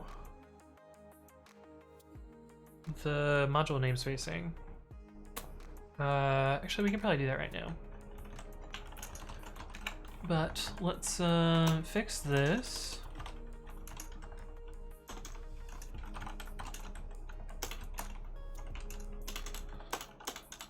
We need to figure out where all these types come from.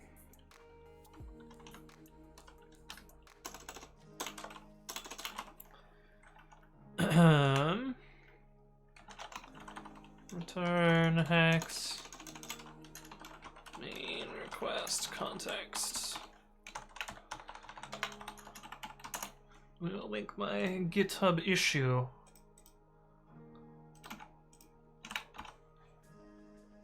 And I think that'll work. Famous last words, right? Oh, we need to figure out where these types come from. My guess is that I can just do azure.functions Azure.functions.this. Please work.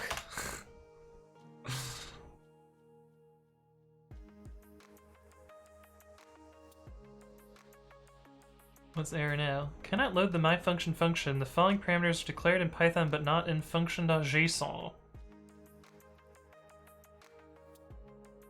I have the wrong signature. Probably. I'm surprised how much it's looking at. Oh, it's REQ. Well, excuse me for using a descriptive variable name. Oh, writing on your phone? Holy crap, Ethan. That's crazy.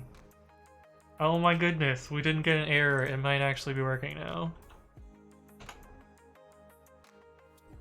Nope. Oh. Right. Because we passed along the variables wrong. Please, please, please.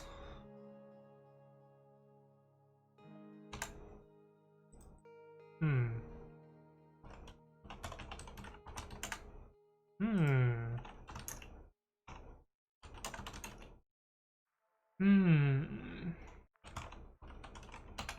My guess is that if I do this...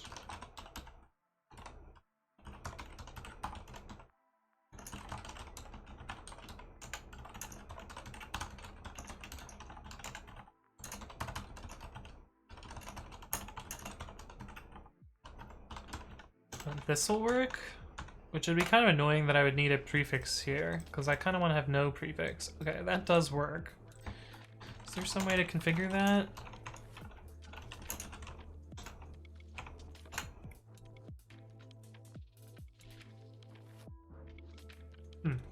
But anyway, we got a working with our tool, finally. Shouldn't you remove the API from the URL? Yeah, that's what I want to do. I don't want this to be in the URL. Let's see. Move API prefix from URL. Azure function Python. Oh hey, I got some Stack Overflow points. Somebody downvoted me and I don't know why they downvoted me there.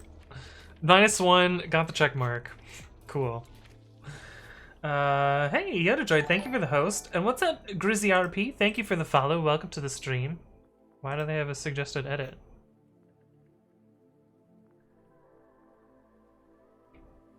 Nah.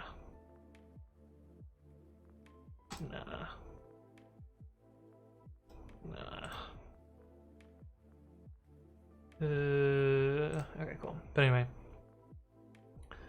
When you create a function, the function gets hosted on there. Route configured in application. I didn't configure any route. Oh.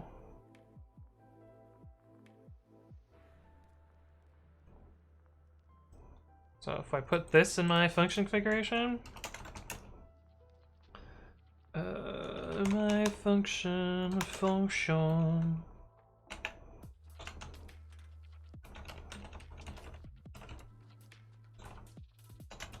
Let's see if that does something first. Grizzly RP says hello from Brazil. Awesome. Well, I'm glad you could stop by. That clearly did nothing. Great, it worked for me. No, did nothing. Edit host.json. Oh. Let me see. That's what you get for copy and pasting from Stack Overflow.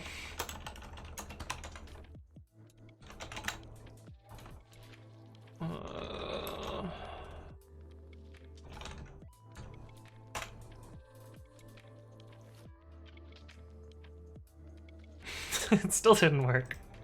What do you mean? It took a few minutes to update for me, but it did indeed work.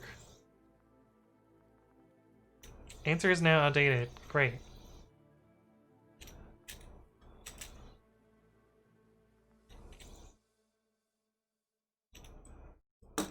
Oh, so I was editing the wrong file.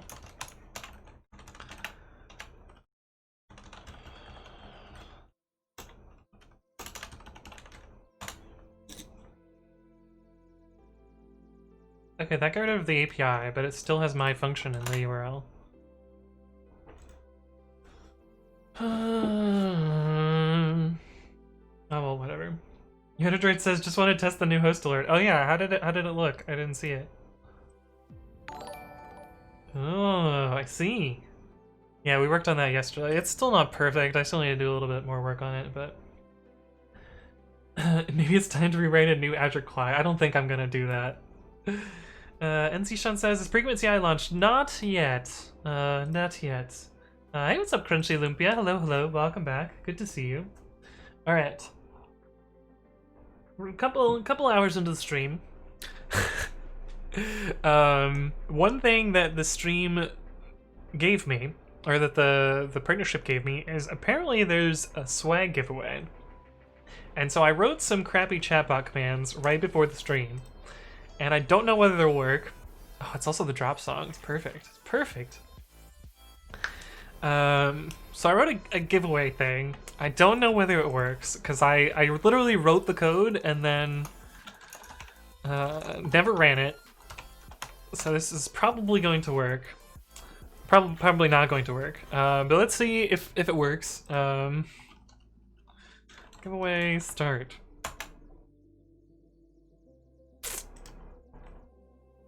That did not work. Did not work. If not, is moderator. This should have worked, right?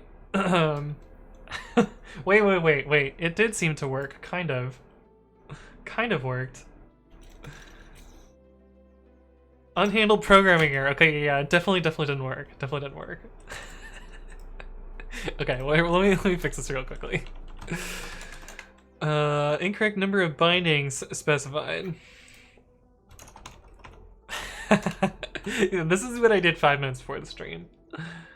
Okay. This should be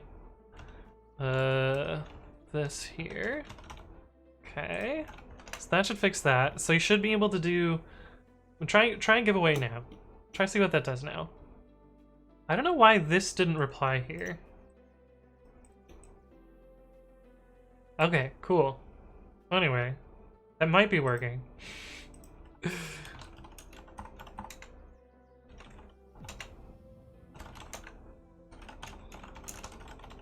me just look at the table. Yeah, that's very strange. This should have put a thing in there.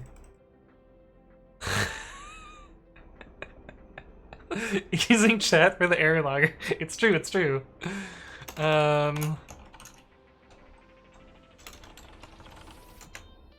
Okay, so this is working. Cool, cool. But the code is not working. The code that I set up for this explicitly is not working. Oh, I forgot to check if it's active. But this should have run. Let's see what happens if I run that. Give away start. Oh, does it not think I'm a moderator?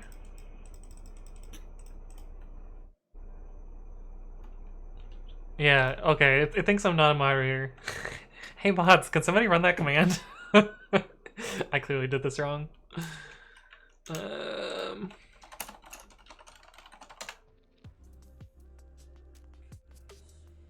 Oh, I see. This is what I can do.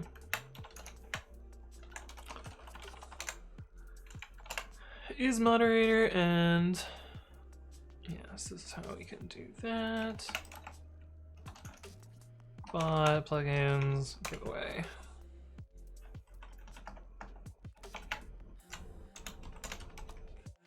And we can do that down here as well.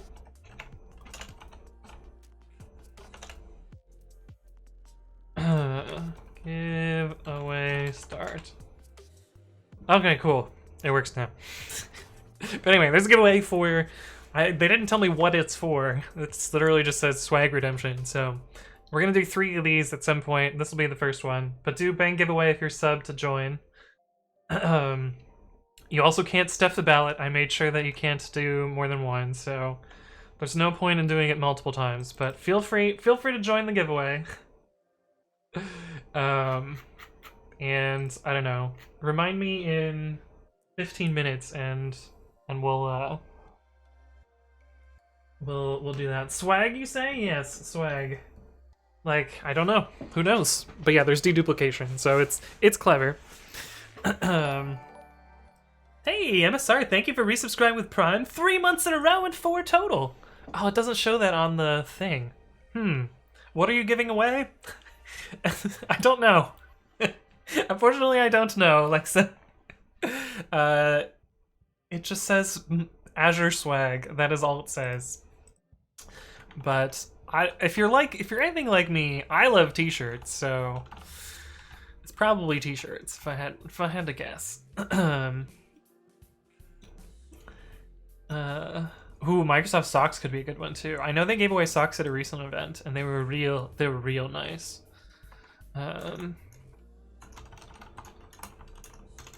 But this is what we have so far. We've got quite a lot of people. But I'm essentially gonna do sword dash R, head dash 1, or something like that, and oh wait, sword dash, what is random? Oh, chef, that's the command, right? Chef?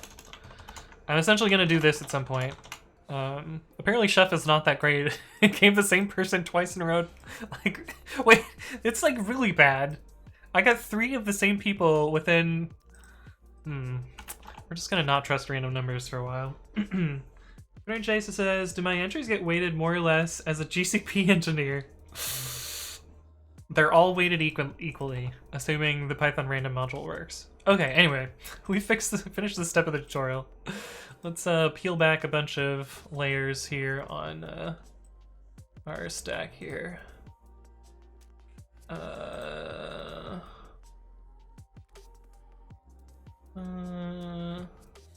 Sorry, I'm just making sure that I didn't get pinged on email for this stuff, but I think we're good. Okay, we're able to test this. Cool. I ran the debugger locally. Step 5. Deploy the function. Deploy in Python. What? Okay, so we're not actually going to do the deploy. We're going to do it via Terraform. So, Terraform Azure function.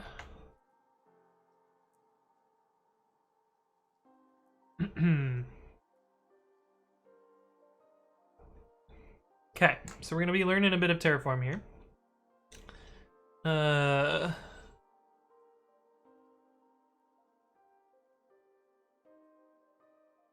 Koenig says a guide on how to switch from AWS to Azure. I don't think they could give that away.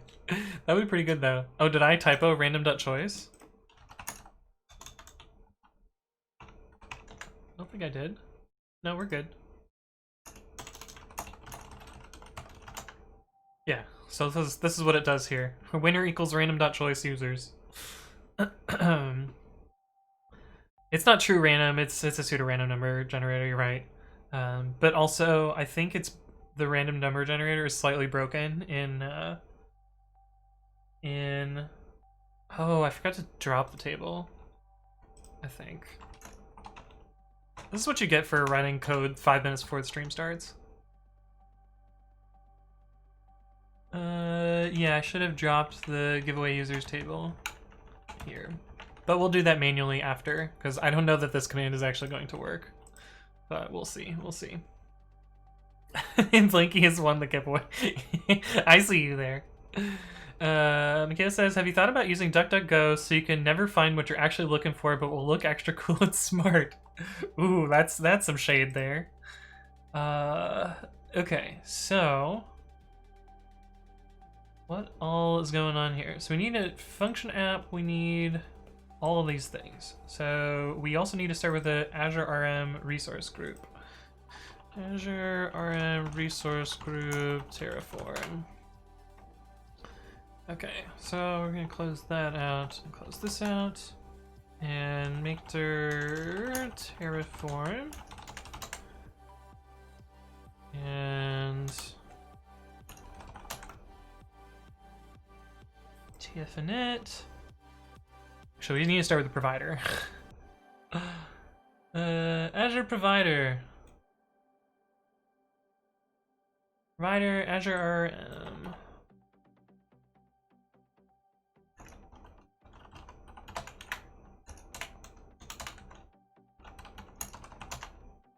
Let's see if we can get a no op apply to work.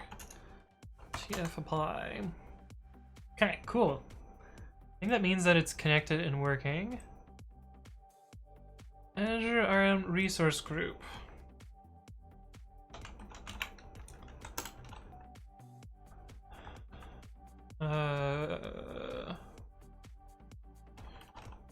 Azure resource group locations. We don't want to put it in Western Europe. Where are the choices?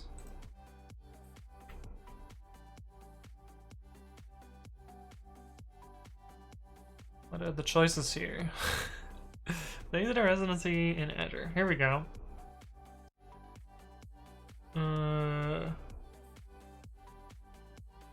Shall we do? These are actually the same names as the US East is Virginia in AWS also, and US West is California, and US West 2 is Washington, which I think is great. So secretly, Azure is just hosted on AWS. Let's use West US. West US.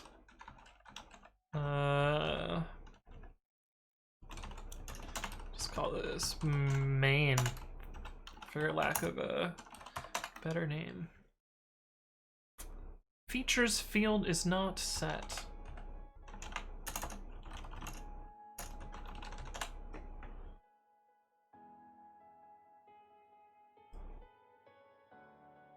Oh. Right, it is not this. It is that. Flagging a little bit, sounds good. Truncate giveaway user semicolon tick. Iterdroid says this looks good if this is it. Oh.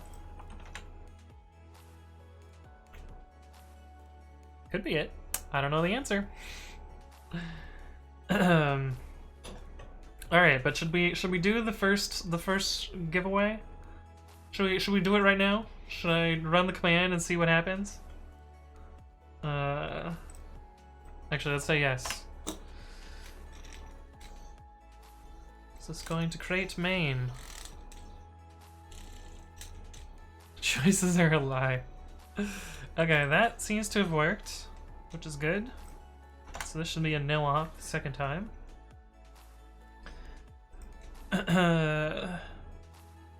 Why do I need a virtual network?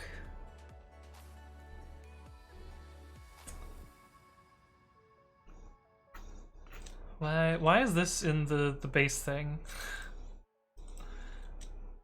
But anyway, that works. 15 minutes didn't end yet? Yeah.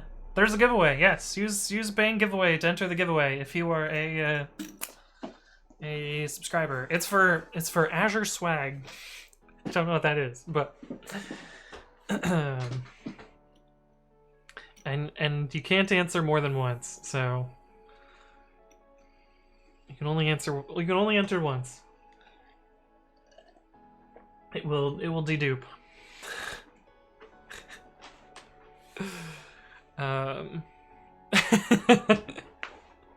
Also, you have to be a subscriber. That was the arbitrary thing that I did. SQL injection impossible? We'll see.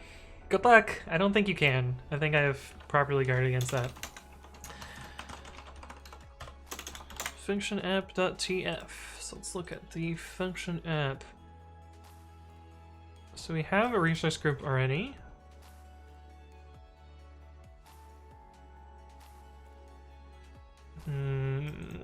Copy paste, what could go wrong?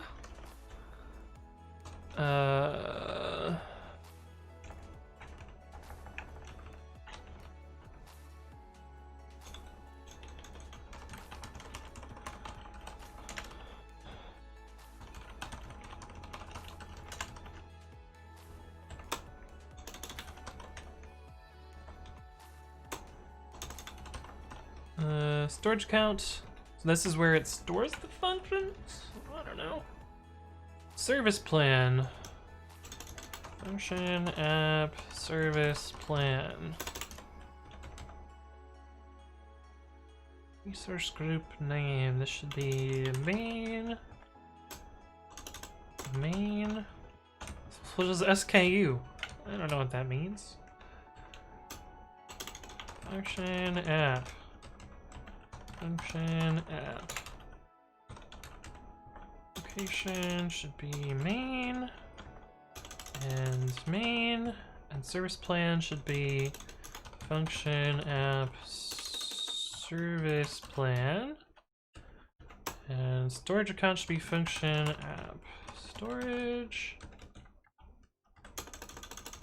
Function app storage. What could go wrong?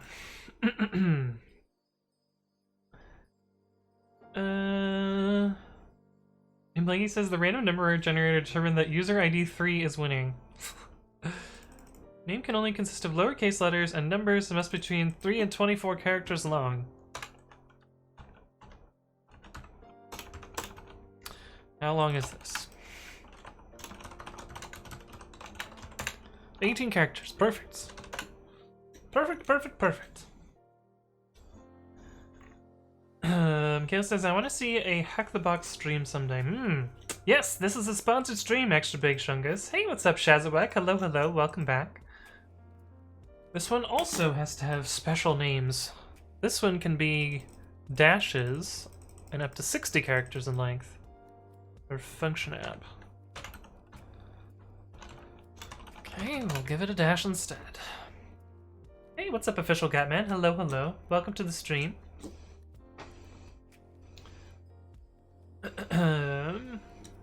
Let's see what this does. Let's see what this does.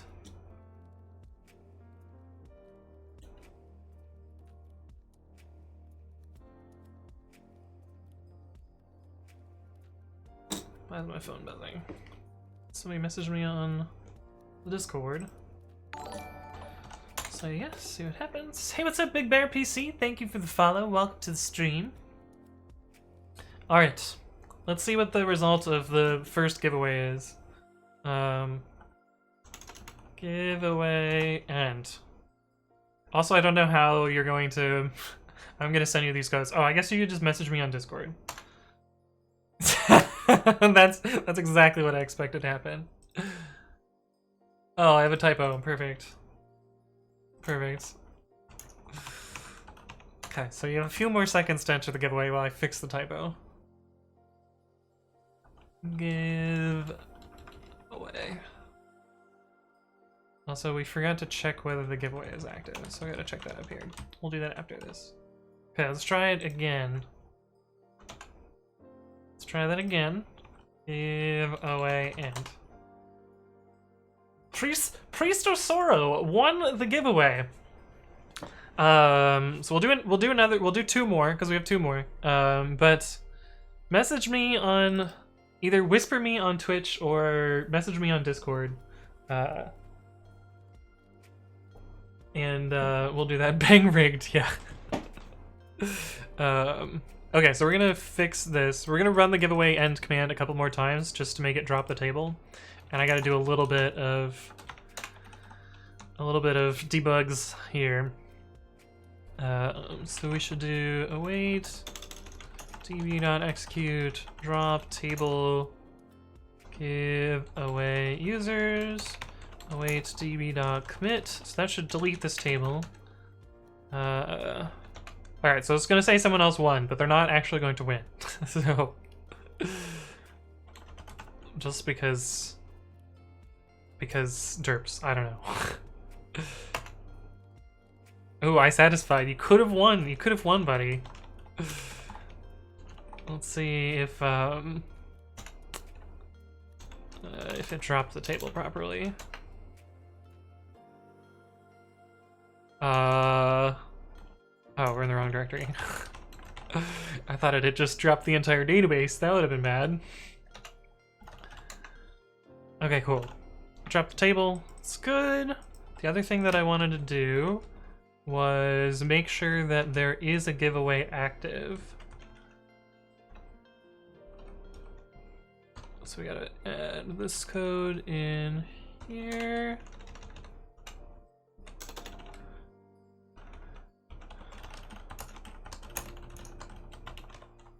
That just fits on one line, so I don't need to do that.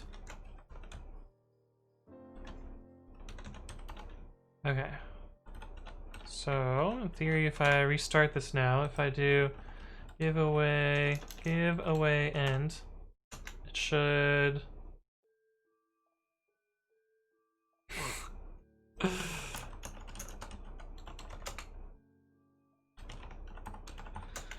Okay, it's a little bit jank. From giveaway. Oh. Right. Okay, this is just broken, but whatever. We're talking about they're fixing it. I'll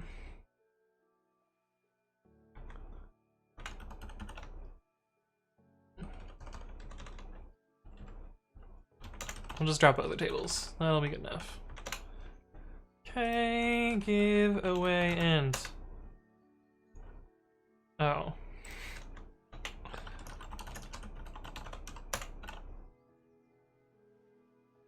What?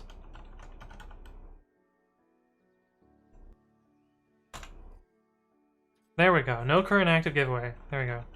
And if I do giveaway, it should also do the same thing. No current active giveaway. Dope. Okay. Anyway, a little sidetrack to do some chatbot stuff. Okay, so we've created the function in theory. Did the Terraform complete? Look at all this stuff here. Oh my goodness. Okay, so... Oh wait, it errored. Error creating Azure storage account, function app storage. Service returned an error. The storage account named function app storage is already taken. Oh, it has to be unique? It has to be globally unique, so I can just like name squat someone else's thing? That's kind of annoying. Azure sample application. Terraform.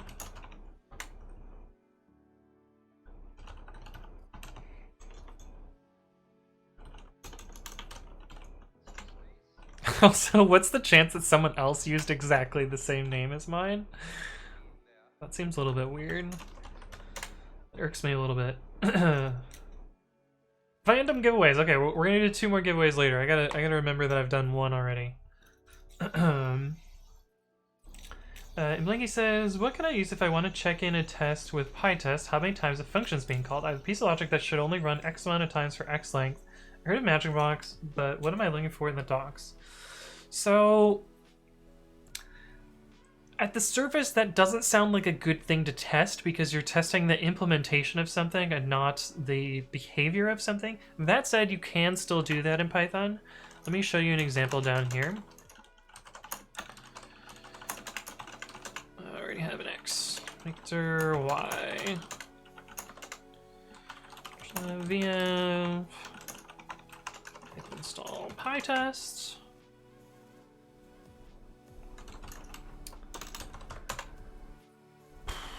Dev test called 3 times.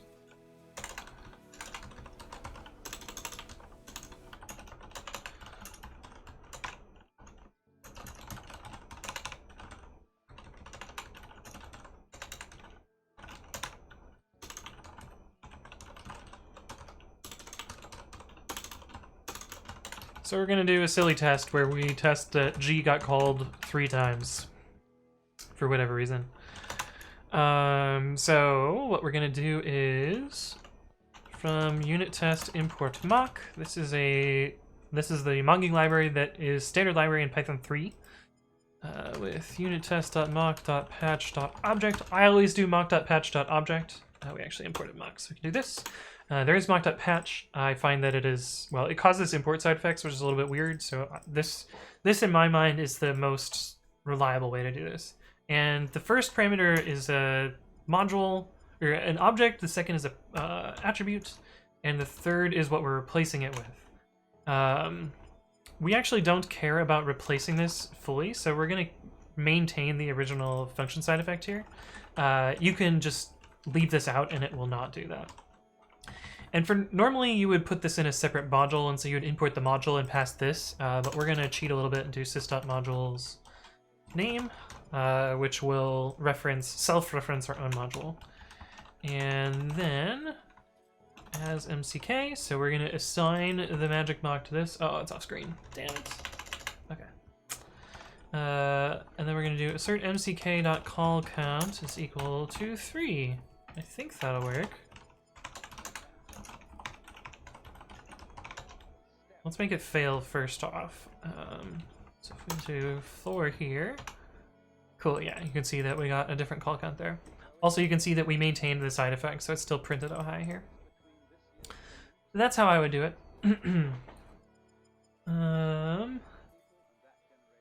Hundred says quick, somebody's name squat frequency. Yeah, please no. Big Bear PC says random string is your friend. That's true. I think Terraform can give me a random string as well. Extra Break Chungus says, what are you giving away? We're giving away some Azure swag, or Azure is giving away some Azure swag. I don't know what it is, to be honest. They didn't tell me. I should have asked. This was my bad. And Blanky says, I was worried about that. Not sure if I could test the calls or just look at the fake in-memory repo if it matches the result. Yeah, I usually find that testing the actual behavior is better than testing the implementation, because you could imagine a refactor of this function where, like, maybe this is changed to do print oh hi twice, and this is no longer running 4 times instead of running 2 times. Like, our test fails, but the functionality is still correct. And that's what you want to be really careful about when you're mocking and doing these kind of like fragile call count tests, is that like you want to make sure that you're actually validating the result and you're not just copying and pasting the implementation of your code into your test, which is kind of what this is doing. But yeah. Hey, what's up, Danny Boombrick? Hello, welcome back. Good to see you. Forceful Nurse says, Anthony writes code. Hi, I finally got pre-commit to be used. It worked. We're still trying to figure out how to increase the chance of other devs to run the install command. Add to the readme, create a makefile. Is there something like a post-clone hook that you could run this? So there isn't a post-clone hook. Installing Git hooks automatically is considered a security problem in Git, so there's no model for that normally. What we did, or what I did at previous companies that I worked at, is I put it in common tasks that developers would run locally. So for instance, like make virtualenv, or make minimal, or build assets, or something like that. It would run pre-commit install as a side effect, and pre-commit install is super fast, so there's it's basically fine to run that repeatedly. Another option that you can use is to use repository templates, and pre-commit actually gives you type of template. There's this init template dir thing, which you can use to set up a template repository on your local machine, and then Git will auto-populate this when you clone or create a new repo, or git init, or anything like that. So that's another option, but yeah, there's nothing beyond that. Hey, what's up, Zolex and Myfe? Thank you both for the follow. Welcome to the stream. Yoda says post-clone, the primary competitor of pre-commit, right? Blanky says, thanks, Anthony. I'm going to steal your knowledge. I mean, it's not stealing knowledge. I'm giving it away for free. Giving it away for free. Wait, who did you give gift subs to, I satisfied? I'm confused. Who are these gift subs to? What? Oh, did you say something because you were salty? Oh, you're gonna give Juice some gift subs. Ah, I see. That's fair. That's fair. Z300Z says, are you still a maintainer for Python on Ubuntu? Kind of. I do maintain packages for Ubuntu. I'm not the Ubuntu Python maintainer, though.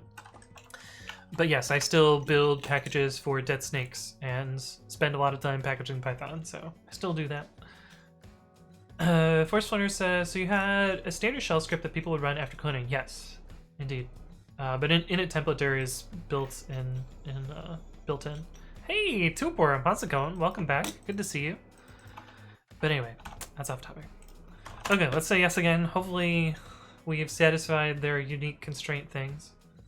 I see you're not unbuttoned yet. It's true. It's true. Yoderdroid says, what do you think about PyEnv? I think it is useful. I think it's hard to get it working correctly out of the box. I don't use it myself. I prefer, you know, installing them. FunctionApp has to be globally unique too? Okay, alright.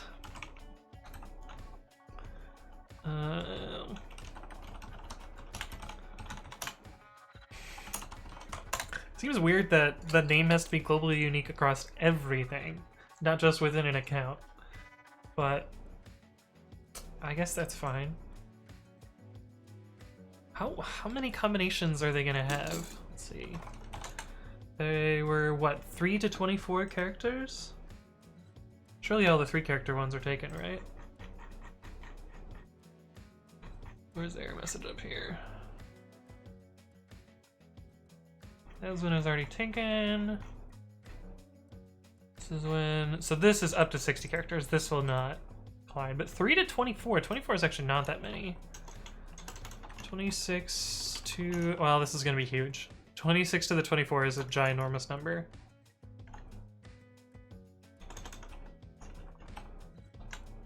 Yeah, never mind. This is a huge number. They're never going to run out. It's just weird that it's global, in my opinion. Wait, did I see the word Google in there somewhere? Auth settings. I like how Facebook, Google, Microsoft, and Twitter are built-in auth.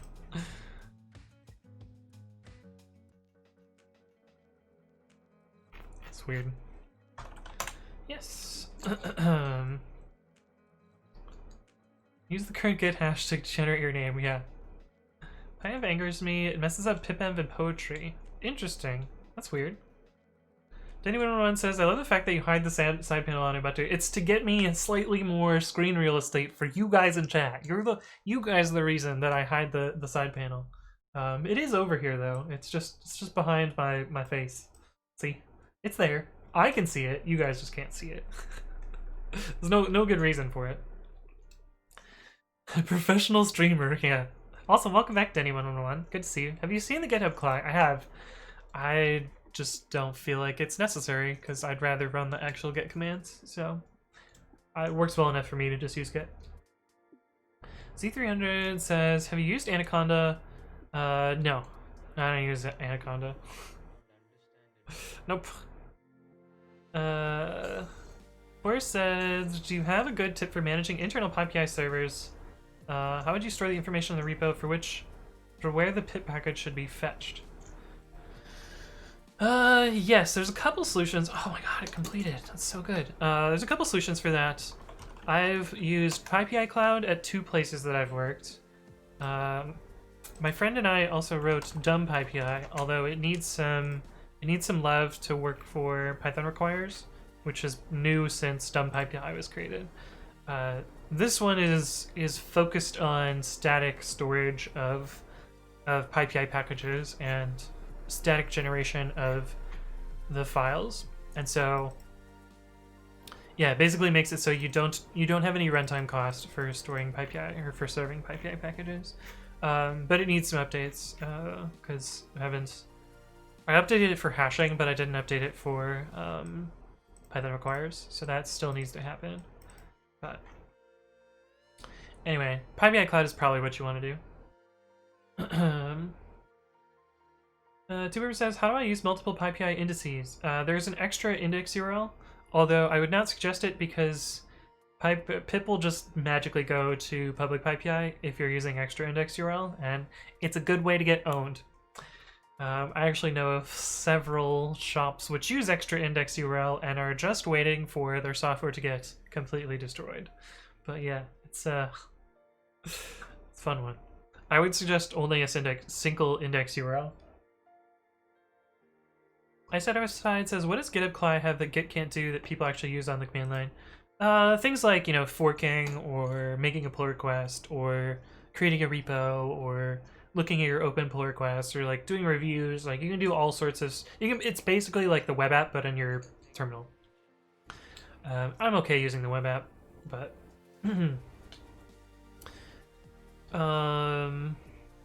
But yeah. Isn't making a pip install with a Git repo just better, or is it not really a good idea? So installing from Git can be kind of sketchy because you're gonna have to build from source every single time, and you're gonna clone every single time. And so generally you want to use like strict versioning, building of actual packages, distributing of wheels, and all sorts of other stuff. But yeah. I still can't believe that Anthony pronounces Cly wrong. I mean, differently than I always write. I mean, CLI, Cly, I say both. Either way. I know I'm wrong, but it's fine. Hey, what's up, Binary Slot? Hello, hello. Okay, so we created this function app. I kind of want to look at it in...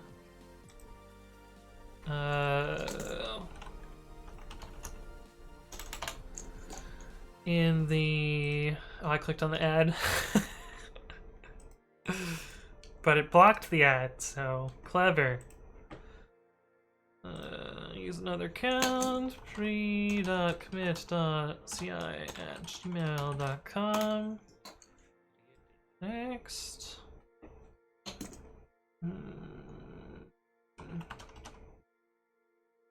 With my password manager. Copy some unrelated text. Sure, why not? Lux says, I hate when people say data the wrong way. Data? He clicked the ad, yeah. I did click the ad. Professional startup, email on Gmail. Yeah, I haven't set up email accounts yet. Alex Kvazaz says somebody saw that one password. What password? The stars? Yeah, my password is a bunch of stars. That's totally what it is. Oh, I mean, you've probably seen this password. Because I have a keyboard cam. And it is literally bad password. But this is a VM, so I don't really care that you know that password. Portal. Okay, so we should have a function in here.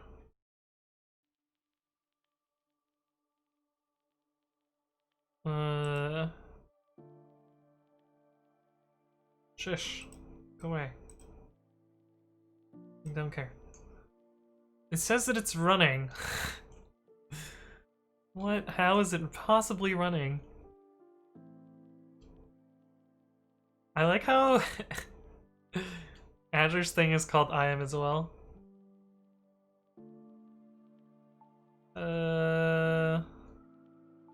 Why is this so complicated? Okay, functions, here we go. Oh, so we need to make a function after we make a function app? Is that how this works? Maybe I should have followed the tutorial. Okay. Function app lets you group functions as a logical unit for easier management. Cool, we got a function app. And a hosting plan.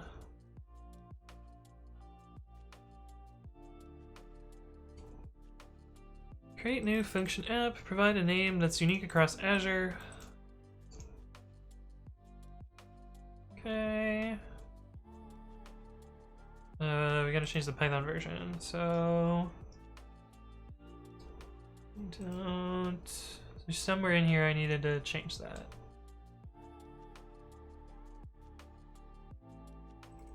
Version tilt1.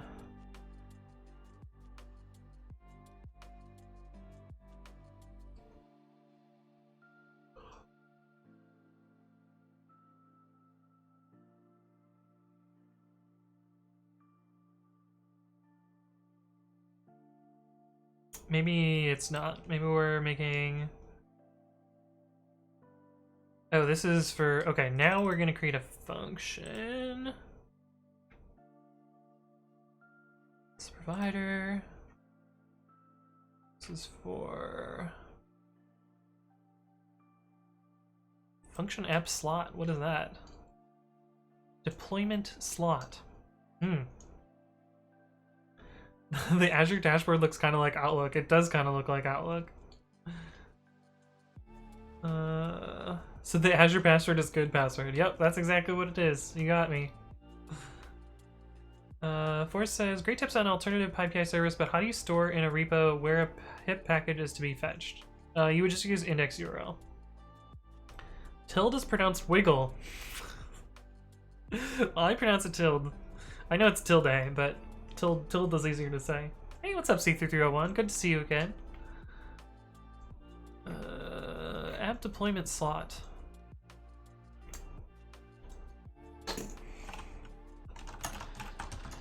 Extra function Terraform tutorial.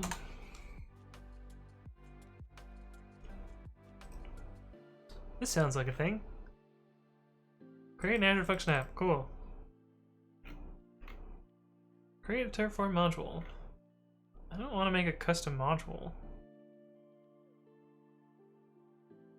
Variables. I like how they use a random string. That's pretty good. Oh, they work at Microsoft. Cool. So we have a resource group, we have our storage, we have our deployments, storage container, we have this as well. Storage blob app code.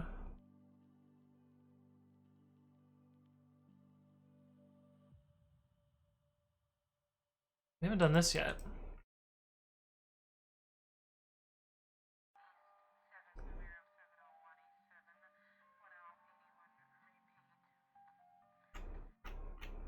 Oh, this is way more complicated than what I have set up. Okay, alright. Let's read this again. Index URL where in records.txt depends. Like, I would put it wherever your installation is. Senior software engineer looking at tutorials. I mean, this is something that I'm not familiar with, so it's fine. Can't you run that as a CLI command? Yeah, I wanted to do this automatically. I want to do this like infrastructure as code and not with the CLI. The CLI seems cheating, in my opinion. Justbox Zero says, more meetings, be back later. Well, I'll see you when you get back. Storage consists of containers, and containers hold blobs of data you actually want to store. Okay. So we have a storage account. We don't have a storage container, though.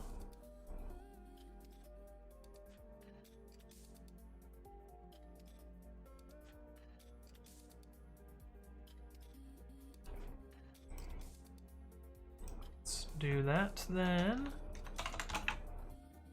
Storage container. Collection of deployments.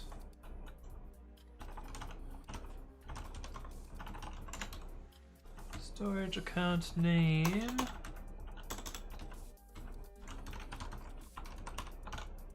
Container access private. Let's see what that does. Those tools terrify me. I mean, they can be a little scary, because with one command you can just delete everything.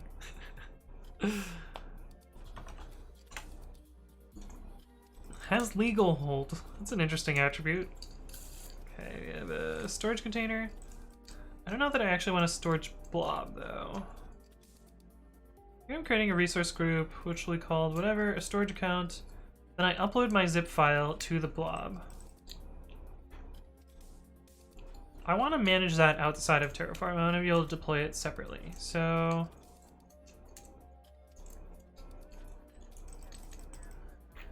I think I'm going to skip this part. Or maybe I can do the same hack that I did in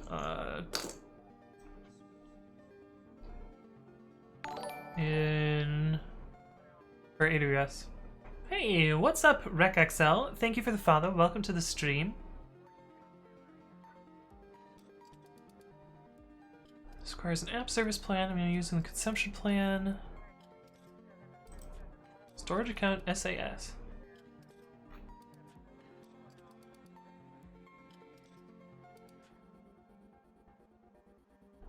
Okay, so this is giving it access to that bucket, I think.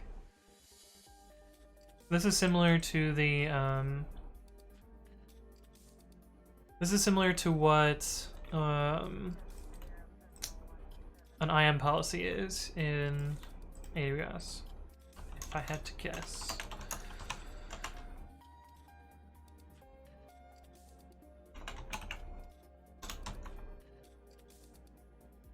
Oh, we do have a service plan here as well.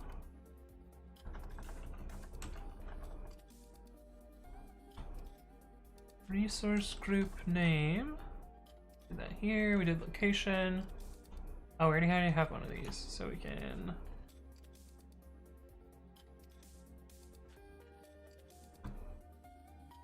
Let's change this to dynamic and see what happens. What is S1 versus Y1?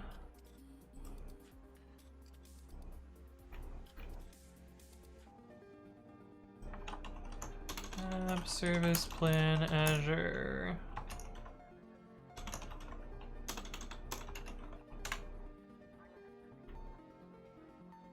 App service pricing. I guess is that is their instance types. Free and shared. I guess I should be using F1.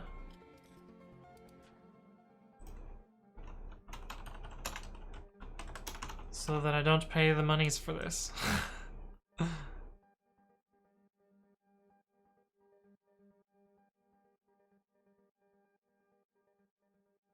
Watch Y1 be like one of the real expensive ones. I don't even see Y1 on here.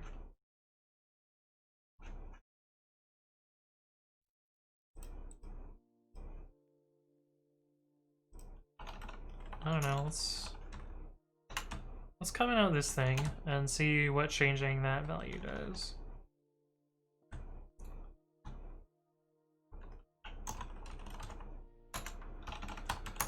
Alright, I'm still using the old version of they almost debated you, right? I think that means you'll be running on a Windows. Oh, did I pick Windows here? Oh, we don't want Windows. Yeah, we don't want Windows, that's for sure.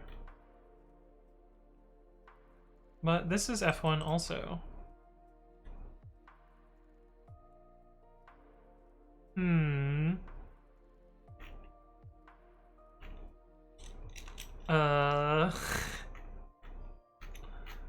That might just be for costing. Let's see what this does.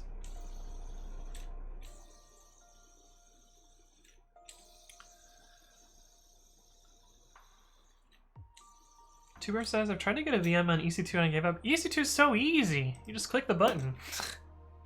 I guess it'd probably be... Well, it can't be that tricky in Terraform either. Okay, that seems to have done a thing. Let's uncomment this.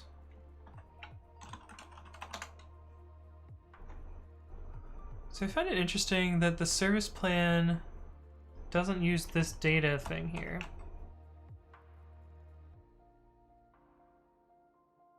Does that get used later in their tutorial?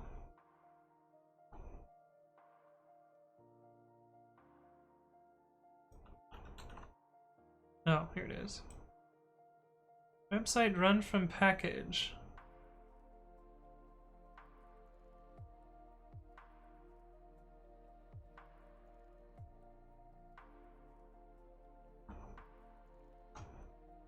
Yeah, so that gets put into this web app settings thing.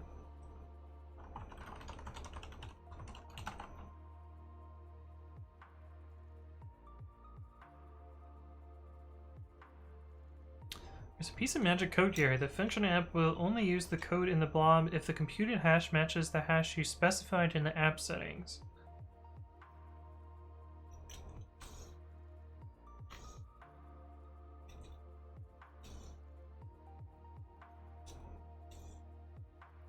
When you create a function app, it isn't set up for functions plus Terraform, it's set up for visual code plus functions deployment. You need to adjust both so the package.json that will produce a zip file for us, and the get ignores so that it ignores the Terraform build files.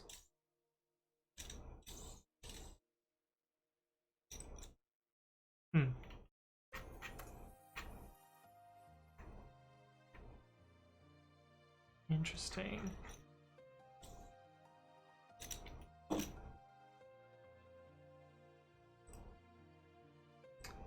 This seems useful.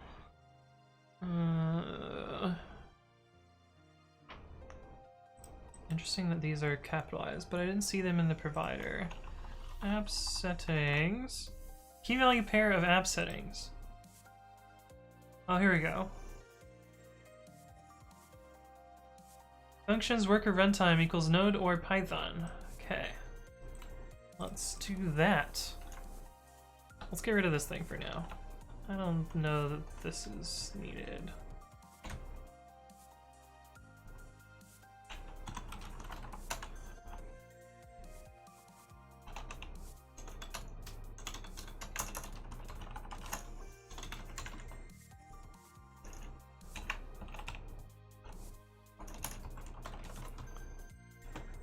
Function worker runtime and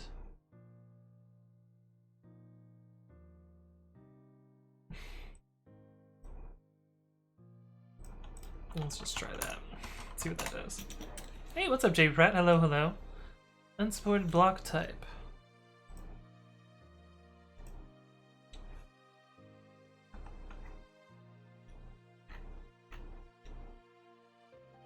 Huh? Did I put it in the wrong place?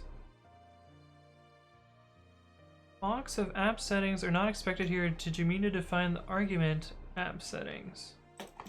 Oh. Right. These are slightly different.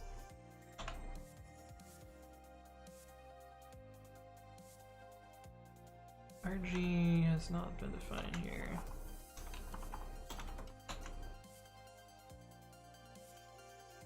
Oh, I forgot to comment this out as well.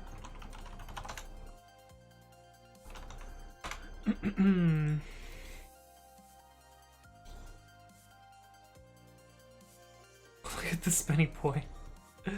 Tuber says, do I want A1, T2, T3, T3A, T4G? You probably want T2 micro if you want free, if you're on AWS. Their website sucks, but go to ec2instances.info. That's why I have it bookmarked here. This is the best website for figuring out Amazon stuff. Hey, what's up, JB Pratt? Hello, hello. Good to see you. Paranoid says, what's your best practice for abstracting Terraform code into modules? I don't know. I have only been doing Terraform and not really talking to other people about it. So what I've tended to do in most of my Terraform code, which is AWS Terraform code, is to have modules that are prefixed with the type of thing that they're making and then the name of the thing. And it figures out the cross dependencies for me, so I don't really need to do anything special there. But that's mostly how I've laid things out. So these are all of the modules that I have for pre-commit CI set up in AWS. So it seemed to have allowed me to add that. Let's see what it does there.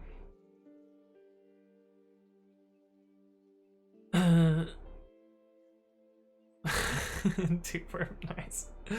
The T4G is ARM, T3A is AMD. Printer J says JavaScript interviewers are weird guys. I've been asked to write a calculator that figures out the force in newtons required to toss another human given a weight, distance, and time. What?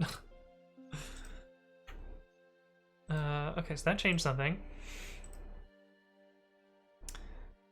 Let's see. Overview. Why are you operating system Windows?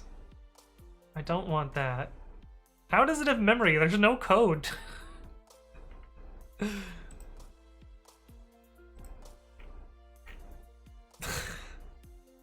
What?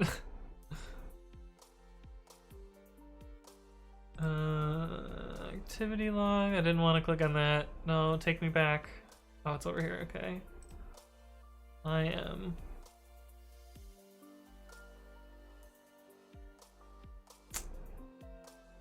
I like how this sidebar keeps switching back and forth between these two things. That definitely is great. Settings, configuration.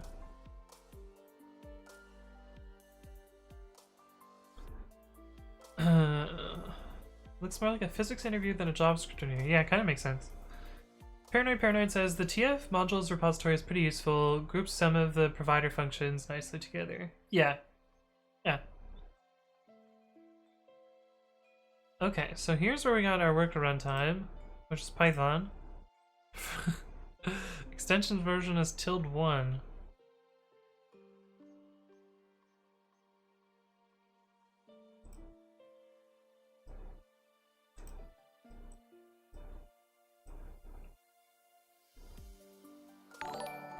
How do I make it not Windows? Hey, what's up, Autis? Thank you for the follow. Welcome to the stream. Hopefully you're doing well.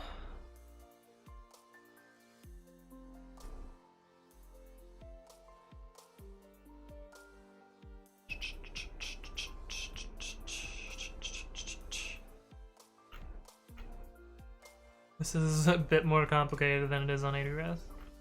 That's fine.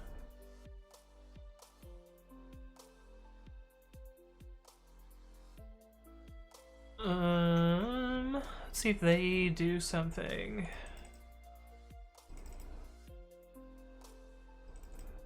Hash.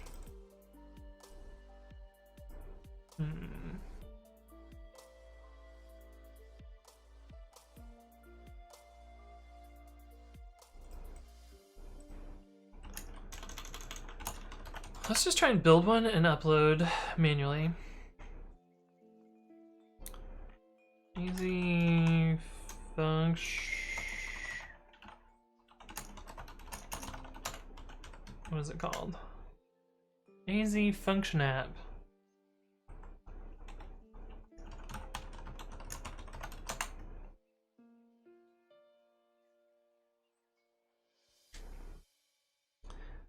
Create, delete, list. Let's do list. That'll show the one that we created, hopefully. Yeah.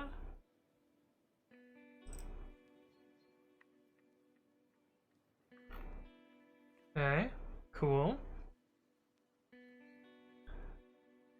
I think you have to pay for non-Windows. Well, I have some credits, so we should be fine. I need to account for air friction. Oh no, that's a lot of work. We can assume this is the human is cylindrical. Engager says, I have a feeling you won't be able to say or want to, but how much does this kind of sponsored stream earn you? Yeah, I can't talk about that. That's one of the things I'm not allowed to talk about.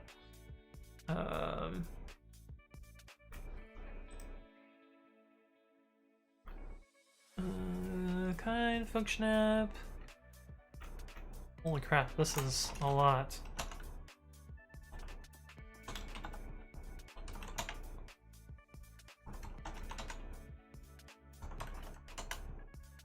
Python version is null. So we should have changed something there.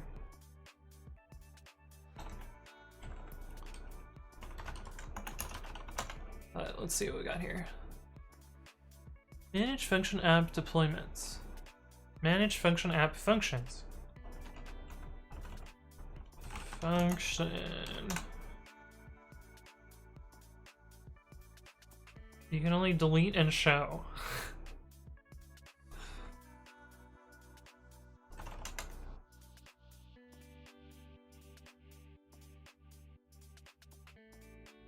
Okay. Maybe I should have just done this from the from VS Code. ISO says, please send this to Twitch chat. Wait, Parser, you're not in Twitch chat anymore? Oh. Oh. This is helpful. Thank you for that, Parsit. Can we ask what your bank account is? A bank account balance is before the sponsorship and after the sponsorship. No, I don't think we can do that. Can we ask your SSN and credit card information to prove you're human, not part of the simulation?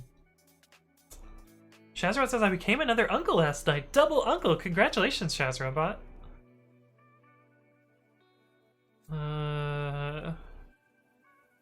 What part of this becomes Linux?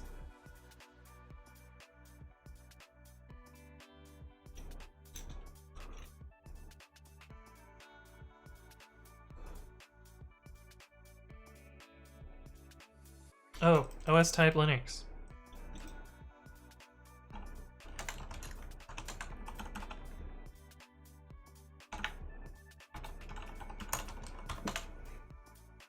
Let's see if that changes things. You're gonna have to be on top of your uncle jokes now. Nice.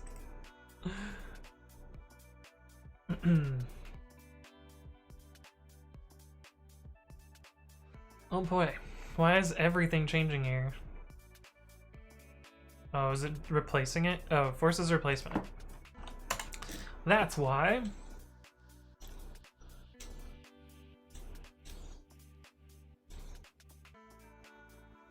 Destruction complete after 3 seconds. While this is running, I'm gonna fill up my water. I will be right back.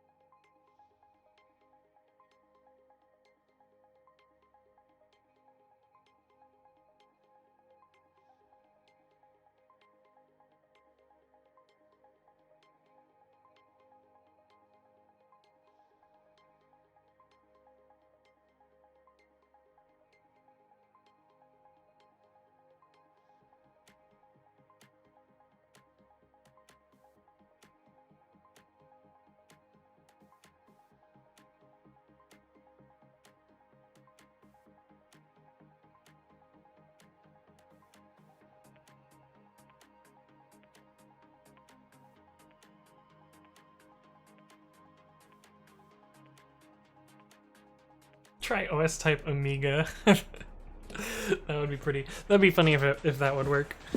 Okay, so in theory, we have changed this to Linux now. So if we go back to here,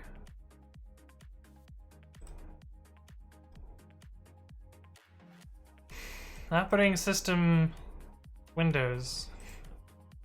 Maybe it's just caching data here. Let's refresh. Nope, still says Windows.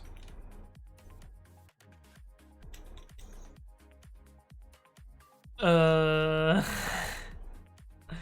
don't know. I don't know.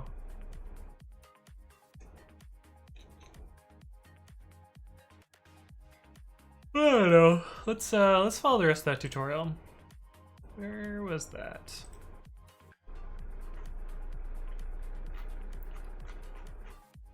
So let's actually just do the same build output as they have, which means we're gonna set up these other weird connection string things.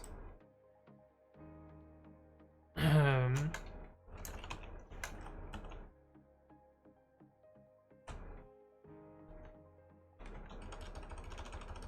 then I'm going to manually build a bundle and upload it and see what happens with that. Comment. Connection string. Storage account dot storage dot primary. I called it something else. Function. Storage.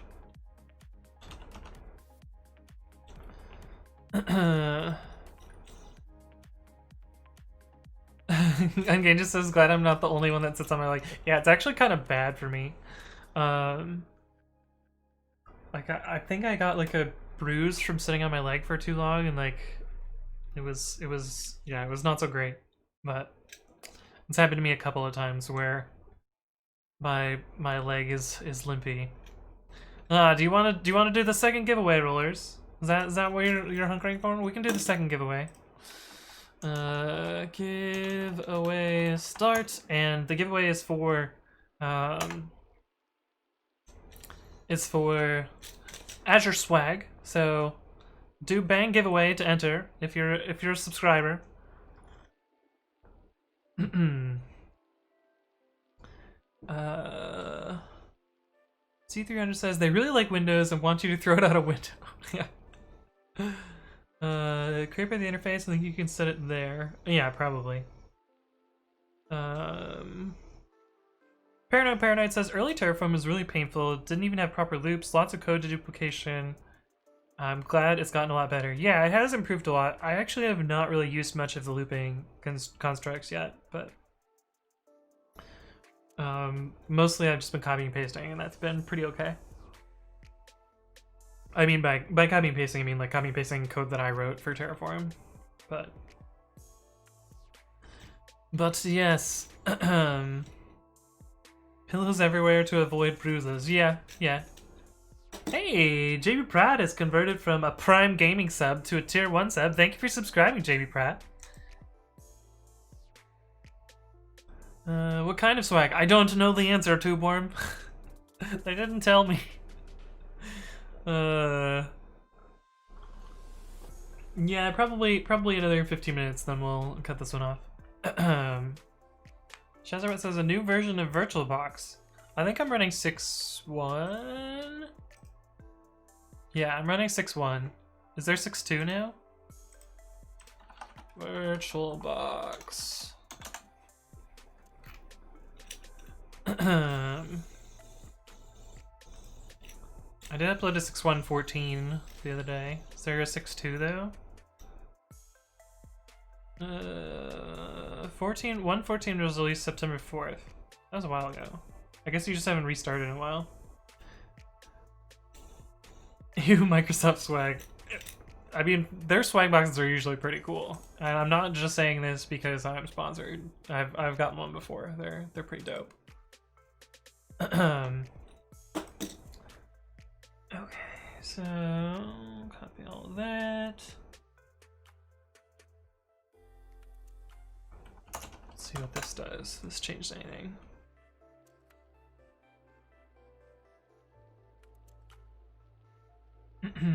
Shazwat says I'm way behind my oh, it's fine. You know what's really annoying is there's the pop-up that has like you're out of date and then a link to click on, but the link isn't clickable. It drives me up a wall. Okay. Why are we replacing again? Oh, it must have failed to recreate last time. So that's why it says Windows? Yeah, and you can't copy it too. Isn't that annoying? Super annoying. Do you get the swag too? I don't think I get anything other than some dollars.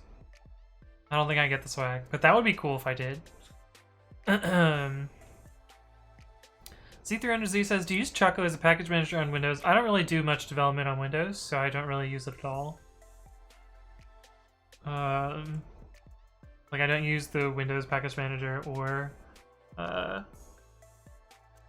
Chocolatey or what's the other one? NuGet or I don't know. There's a bunch of them. You know, I'm actually just gonna TF destroy because I have a feeling that it's not. Or let's TF apply again and see if it's a no-op. I have a feeling that because I originally created this function app as Windows and then changed it to Linux, that it's not actually taking my changes. You're on Windows now. Yeah, it's not applying my changes. So we're gonna destroy and then create because this, for whatever reason, is not working. Also, love that it just puts the password here. Love that. Amazing. Amazing. Thanks, Terraform. That's fine. That's what we're doing TF Destroy right now.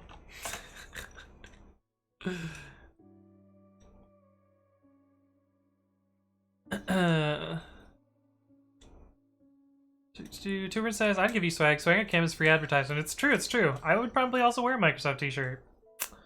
Or, I had this really dumb idea. Let's see, Visual Studio logo. Yeah, so I think you could make a pretty dope bottle opener out of a Visual Studio logo. I would use that so much. That would be so cool. Right? Wouldn't that be cool?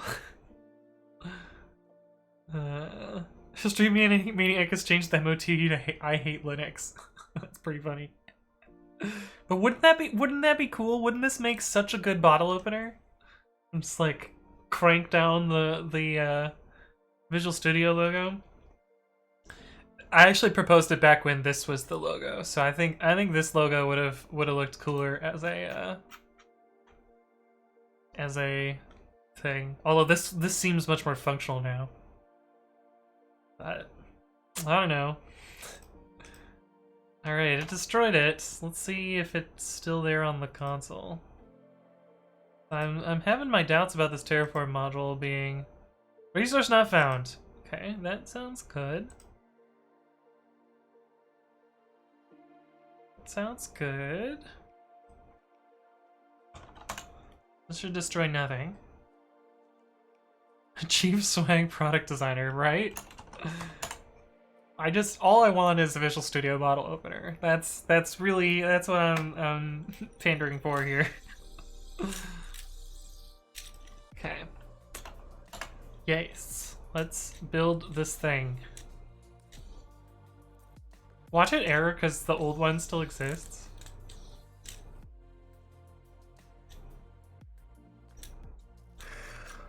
I don't know. I was thinking it looks like some kind of burglar mask. Well, it kind of does. It is kind of like a little burglar mask. Right, Z300? Just pray to the CEO. That's surely how we can get this to work.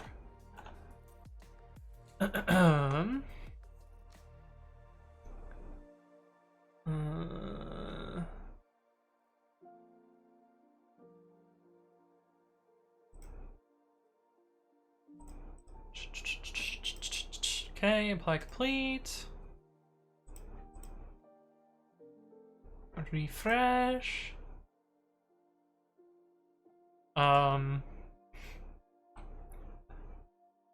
Well, now I'm really confused. Oh, there it is. Okay. Okay, it no longer says operating system here. No! Why are you Windows again?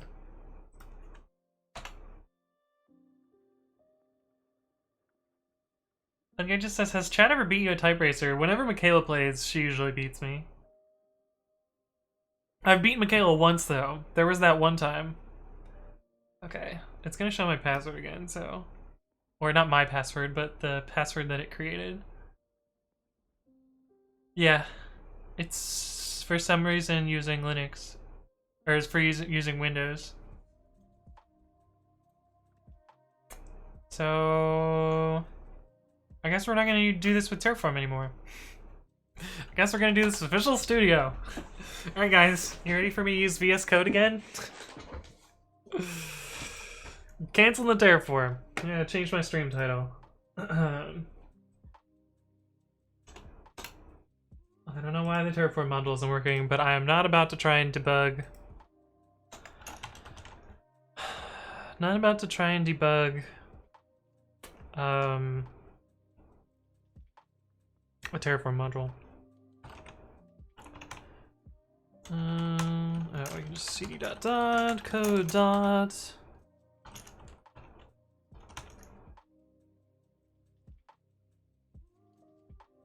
new file function.json deleted function.json.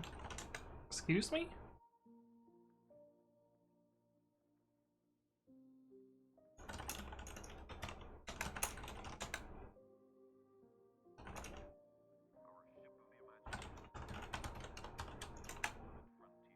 I'm very confused by that. Also, this song is muted.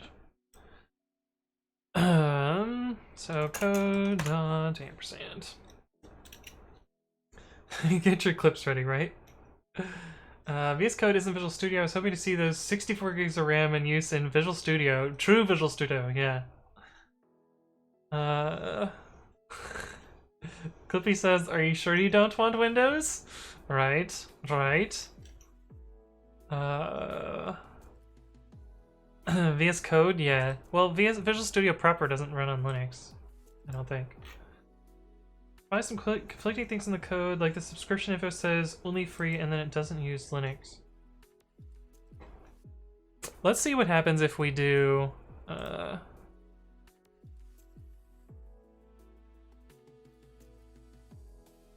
Azure subscription 1.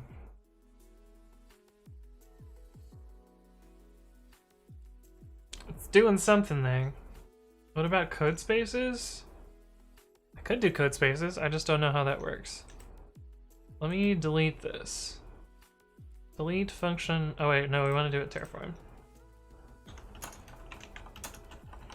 That way it's actually managed properly. Think about the babbies, hearsay, right? Hey, what's up, Extragi? Thank you for the follow. Welcome to the stream. I'm mostly just gonna use this to do deployment because I don't know what I'll do it. I don't know that I'll do the actual editing as part of the part of VS Code. We'll see. We'll see what happens here. But how do I get this to refresh? Create function app in Azure. Advanced. Enter a globally unique name. Easily demo 2. Python 3.8. Select a hosting plan. A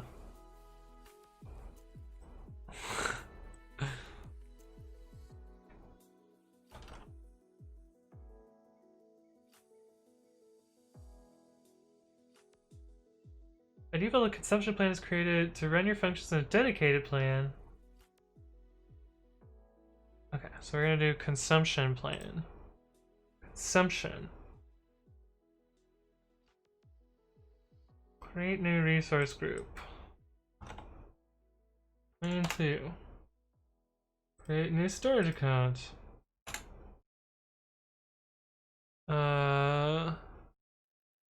Create new.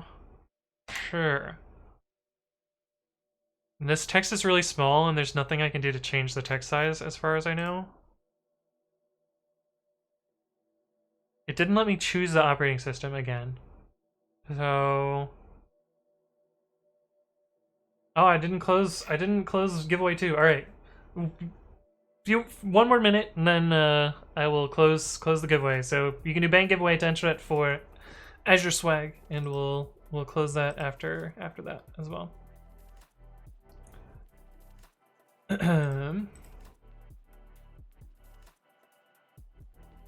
So we'll let this do its creation there.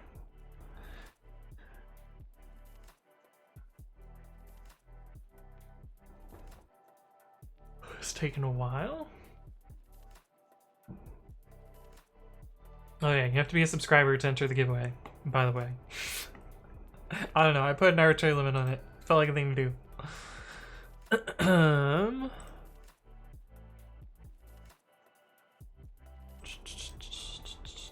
Successfully created function app. Okay. What does this do now? Hey, your Functions 3.0 app is up and running. Okay.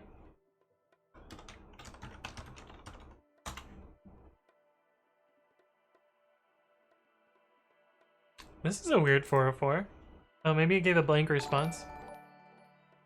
Hey, thank you for the follow, Silver Gaming. Welcome to the stream. Hopefully you're doing well. Why are there so many subs now, right? Manka says, any libs you would recommend for a Python CLI app? Can't sub. Sos. Oh, thank you for the bits on gauges. Wait, why can't you sub? Oh, probably because I see. Okay. I usually use argparse for doing command line applications. I actually have a video about argparse. Argparse. Do you want me to add you to the giveaway? Why do you think I can't sub?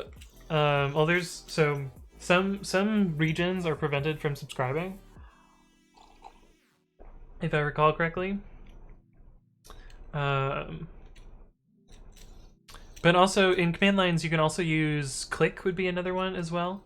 Those are the most popular ones. And she says I want to gift a sub, but I have 69 subs in this channel. It's true, it's true. He says CLI, when CLI is capitalized, I wonder if he does the same thing with SQL.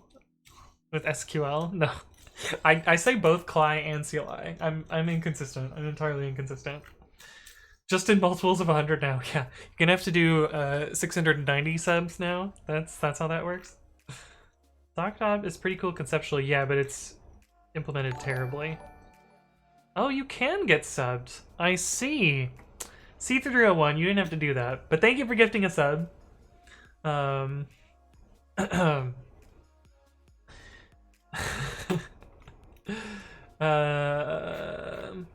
But yeah, now you can enter the giveaway on gauges. There you go.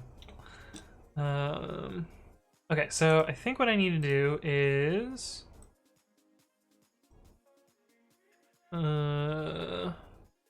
functions.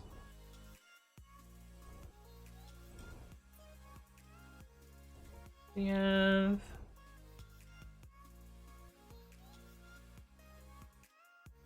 functions, my function. Okay, cool. Cool. The sponsored stream is true, Steve-O Bandito. Hello, welcome back.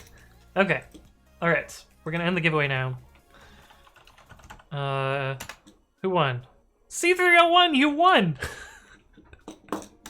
So message me on Discord or private chat on Twitch, and I will give you your little code. It's misspelled my name again, but congrats. Let's see if it actually did the thing right. CLI db.db. Woo. Hey, thank you for resubscribing, Steve Bandito, for 4 months. Woo indeed. Oh, we've got a scam train, guys. We've got a scam train. So it should have deleted those 2 tables. And it did. Perfect. Yay, the giveaway works. Cool. I might reuse that thing some other time. But wait, what is my diff here? Oh, me fixing the giveaway command. Oh, and I also made COC a command. Show.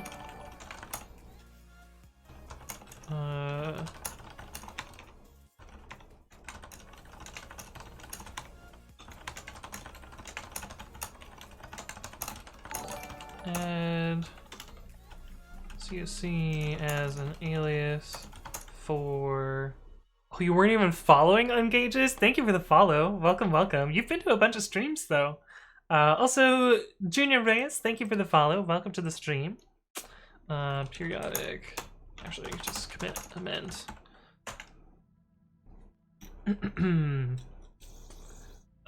Blanky says, this is rigged. Look, it says I won. Karma. Yo, yeah, that was like a good example of just like instant positive karma. Tubrum says, how many times did you do update or delete in SQL and put semicolon between the table name and where? I don't think I've ever done that. I know I've forgotten where clauses before. I think it's time to change my name to drop table giveaway users. if you can figure out how to SQL inject, by all means. But everything's prepared statement, so it should be pretty safe. Oh, I'm normally in the sidebar. Oh, I see. So you get the recommended from Twitch. Gotta get that red badge though. Juice, 2,698 bits. Juice, what are you doing?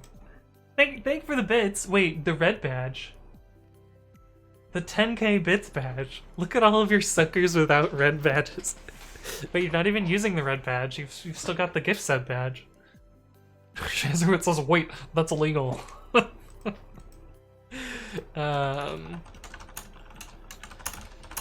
And giveaway commands. So we might use these later. Actually, I'm gonna cherry pick these to master.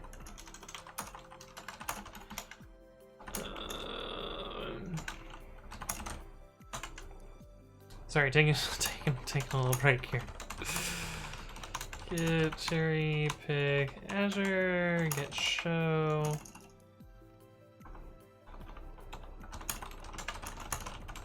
Push that up.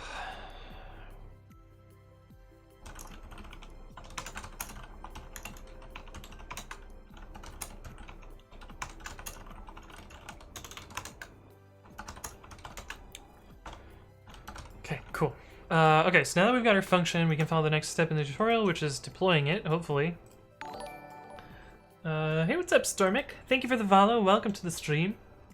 Wait, what? What's going on here? What is happening? Does Twitch pay salary in bits? That would be a lot of bits. Yo, that would be so many bits. Whoa! I have not seen the does it show in this view? Yeah, I've not seen the red bits badge before over there. Oh, also, the plushies are just out of frame. Let me fix the plushies. There we go. Now we got all the plushies in frame.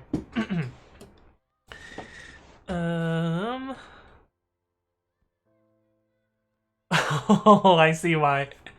I see why you guys are spamming chat. Because you're trying to get the top chat rank. I see you.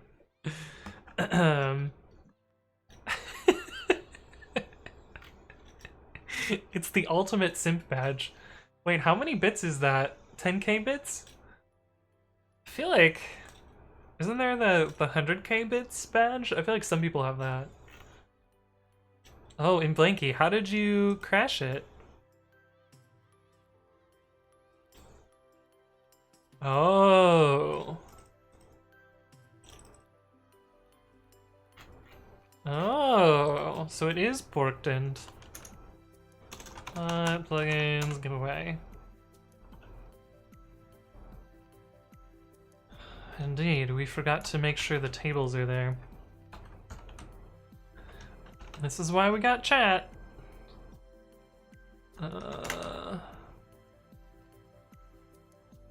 This is why we have chat.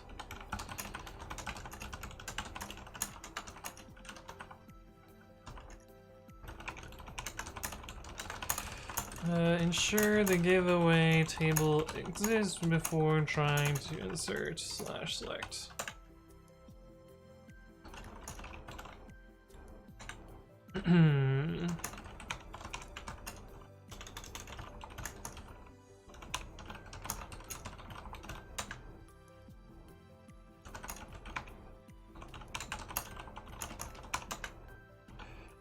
Okay, let's restart this. Can you try that again? Can you try doing bang giveaway?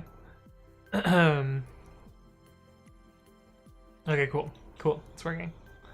Did you tell chat about the giant box? I did not tell chat about the giant box. And I didn't tell chat about what's inside the giant box. You guys want to see a photo of the giant box? I'm gonna go get a photo of the giant box. I will be right back.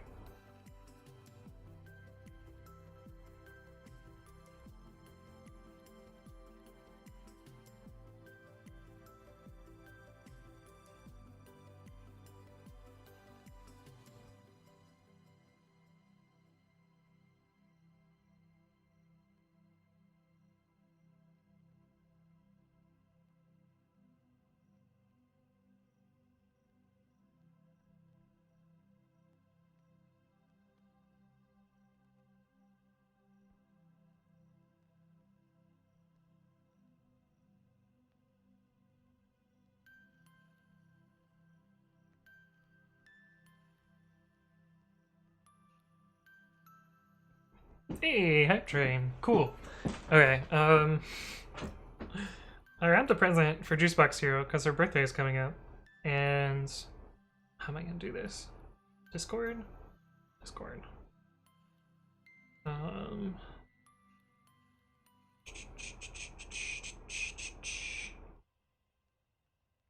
Um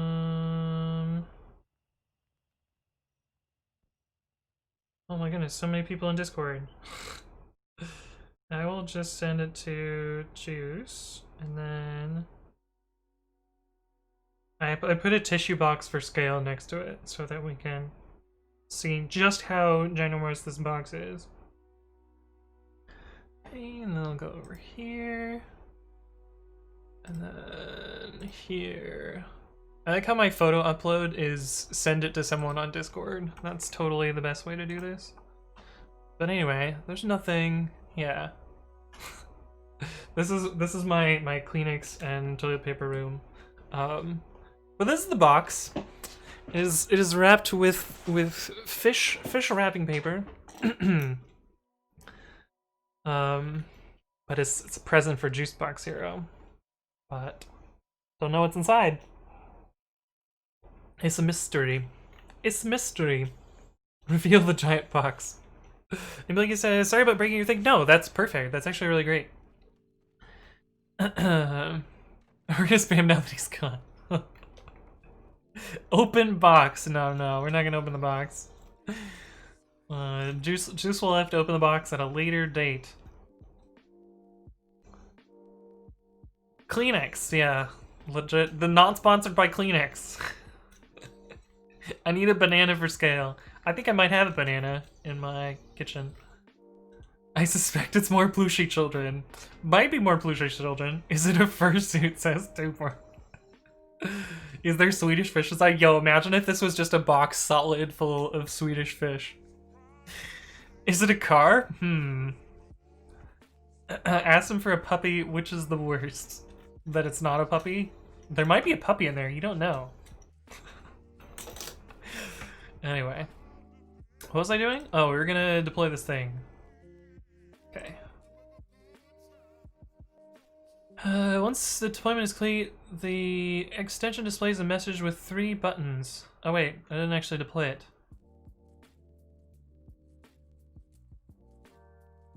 The extension performs the following actions, which you can observe. Create a resource group, blah blah blah. Deploy your code to the function app. I didn't do that part.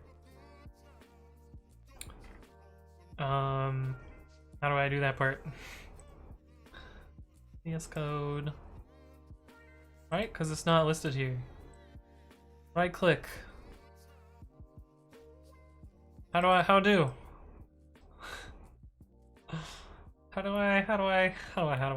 This is what I get for only following half the tutorial. You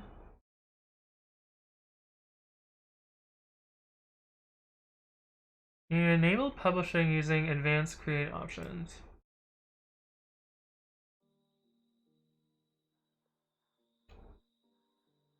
Oh, this is another tutorial. We're in tutorialception now. Okay. Create function. We already did that, right? These windows are really difficult to click on. Yeah, we have a function. What happens if you just drag it? Nope, that's not a thing. Execute function now. Oh, that's kind of cool.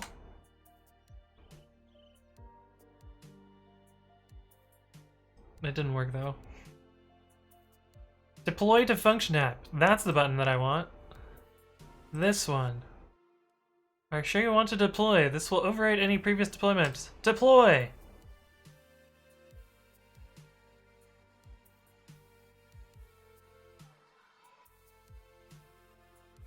Okay, it's doing something. It's doing something. Either I'm not getting a puppy or I'm getting a dead puppy. You won't know if it's dead until you open the box, it's true. Hey, what's up, AzarCM? Hello, hello. Ushta says, I hear there's Python here. Kind of. We're 3.5 hours in and I haven't even got the demo app deployed yet.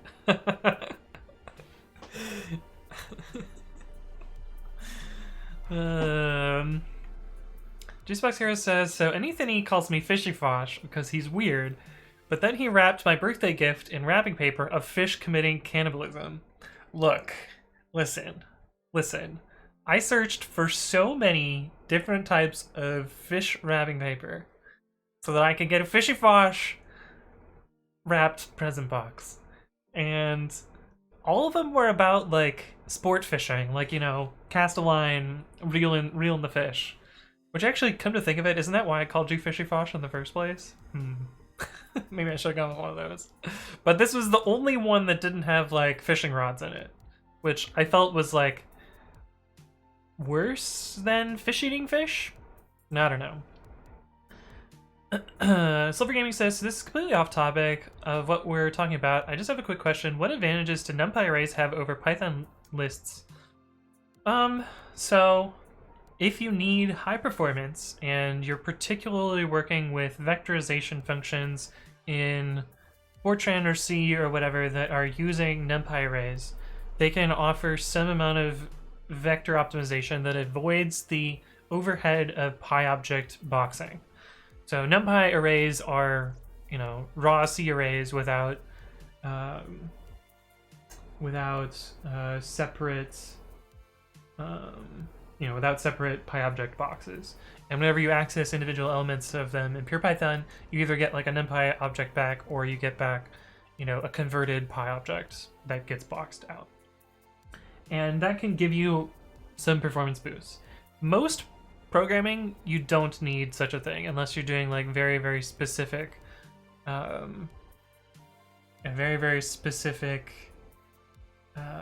is it called? You know, high performance computing. Like, I don't use NumPy at all, like ever.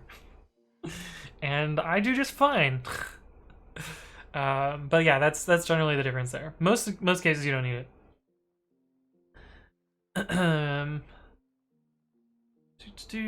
It's not cannibalism if it's a different fish.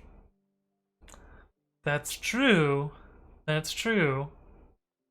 I wonder how many lewd plushies are in the box. I don't think any of them are lewd. Oh shit. I mean, I don't think there are any plushies that are lewd. These plushies aren't lewd, right? I guess Longboy is kind of lewd. Right? A little bit lewd? Because he's a long cat? I don't know. Fishy Fosh, what did I miss, right? So basically, if you want your NumPy to run at reasonable speed, or if you want your Python to run at reasonable speed, NumPy. I mean, that's not exactly what I said, but it can make some vectored list types go faster. I'm getting Plushy spam confirmed. I didn't say that. It's not what I meant to say, at least. Moomy says, I'm doing a machine learning course. I'm using NumPy for everything. Why is this taking forever? What are you doing? We can look at what it's doing. GPU preference equals... Ah!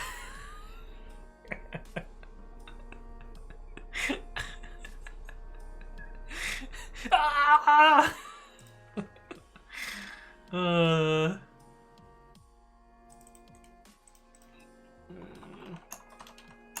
PS3-help. Oh, I can grab the PID. PS3-help. This thing. A lot of zombies, which is great.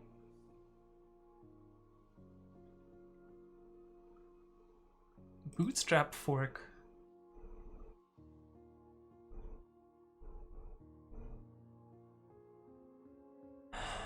I don't actually see the process here. This is probably the process. App extensions JSON language features server. No, that's probably just JSON highlighting for this. There must be another process tree somewhere.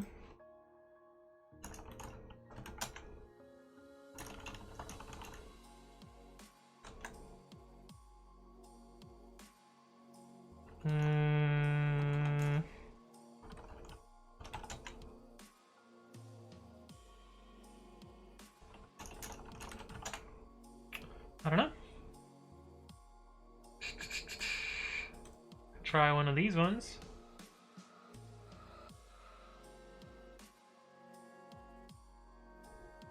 I'm just trying to find the process to S-trace it. Oh! Finally completed. Why did it take 6 minutes to create a zip package? What is it doing? What are you doing?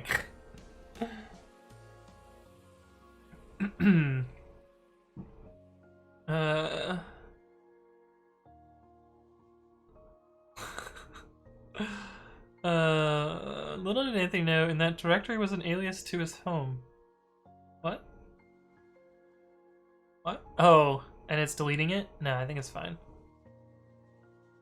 It's screaming. It is screaming. It is sending a message. Message from underpaid open source developers. Azera.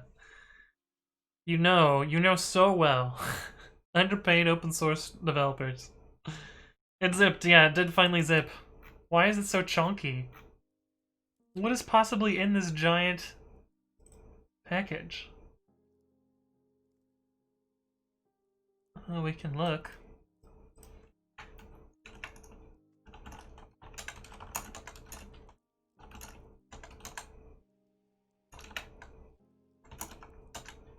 Oh, it's gone. Why are you gone?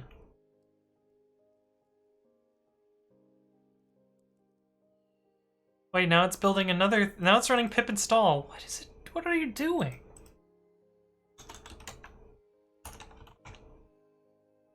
Oh, you know what I bet it is? I know exactly what it is. I know exactly what it is. Do you guys know what it is?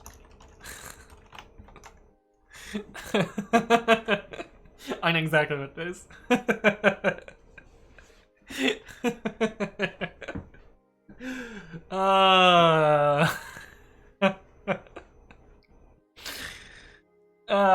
We figured out why it's.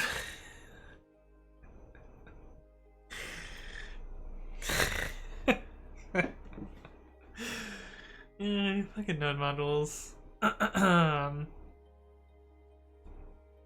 But yeah, that's why it took so long.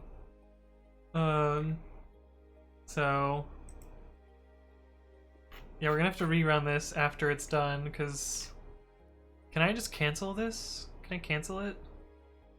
Close panel, no.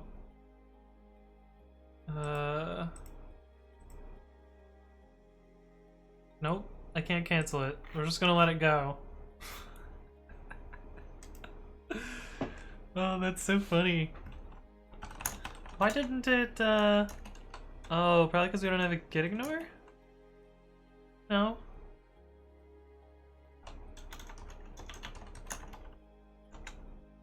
I mean, that's taking up a lot too.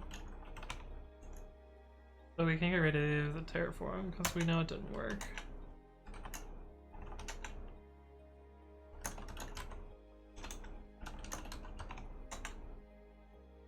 Don't ignore VM. Actually, we can probably just do ln-s. Alright, we're gonna redeploy this thing.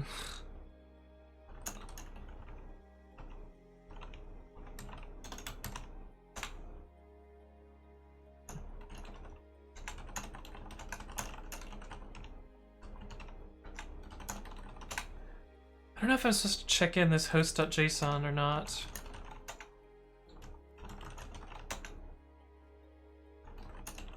Probably.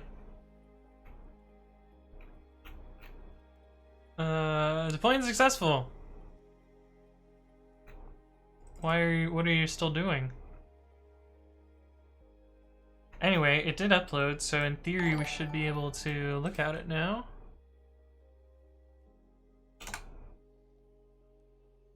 Hey, what's up, Litori Riga?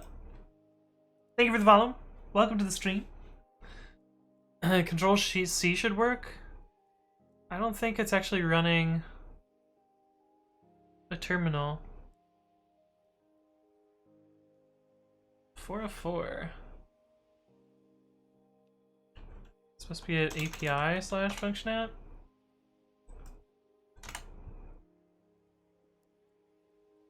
Learn more. How do I know what endpoint it's at? Oh. It's called my function.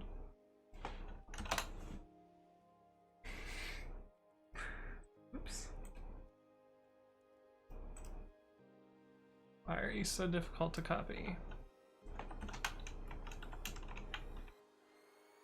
Okay, in theory this should work. Oh, it won't work because the URL's changed. Right. We gotta redeploy this thing anyway, so it's fine. But this should spin for a long time and then eventually return a 404. But it should be a Flask 404, maybe? Hey, this is the Flask 404. So that's something. It's failing, and that means it's working. So let's fix our app. Functions, my function. Okay, we're not gonna. I was gonna try and use VS Code, but we'll just do it this way. Init.py. So we'll do that. And then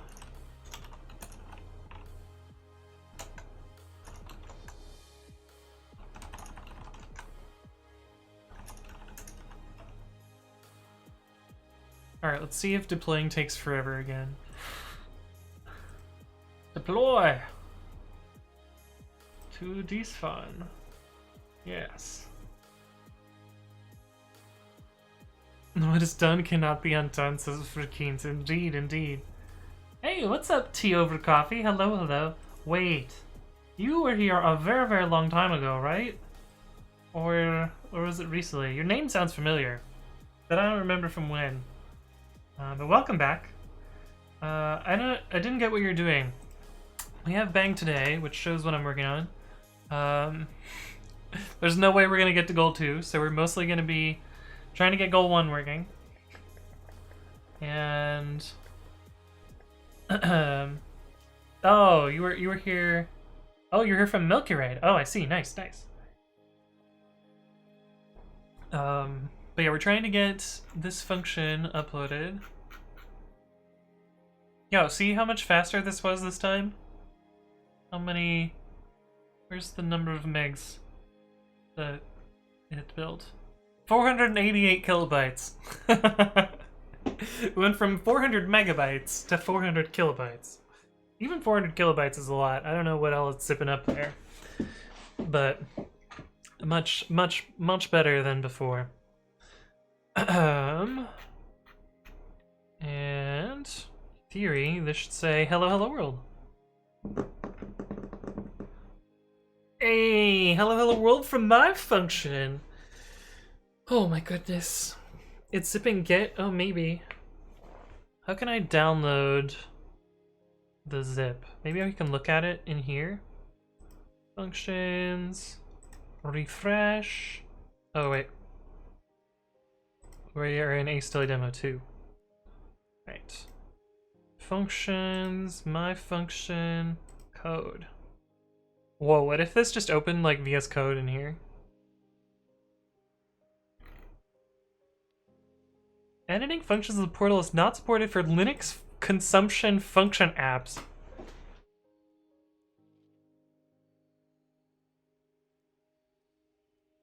Why though?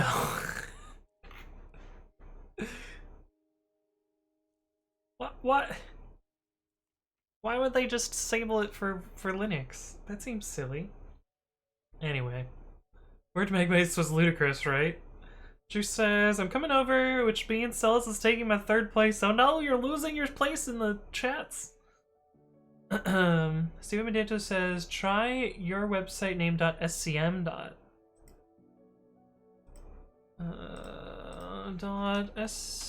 .scm.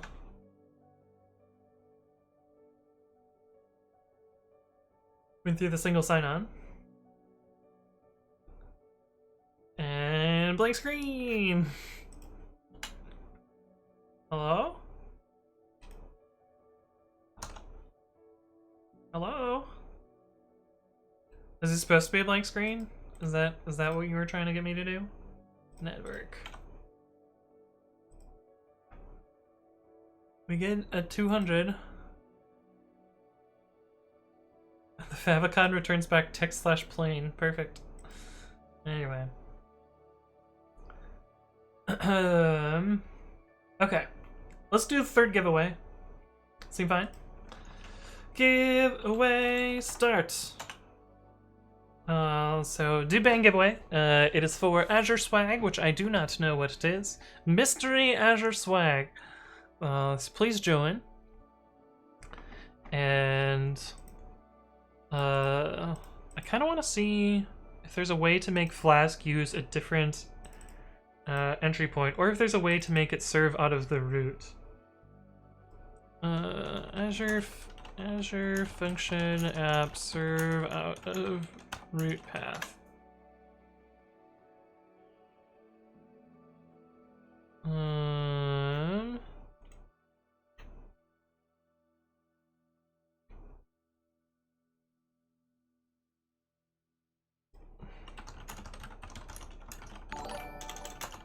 I don't think this is going to work. Hey, Codex Types, thank you for the subscription with Prime. Appreciate that. Oh my goodness. Chat with the giveaway spam. It's perfect. It's perfect.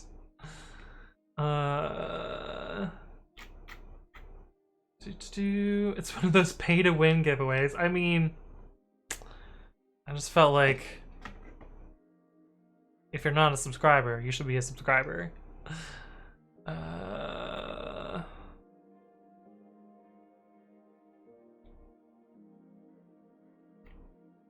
I don't know, let's see what this is. Because I kind of want it to not serve out of /function app or whatever. I want it to just serve out of slash. API proxy.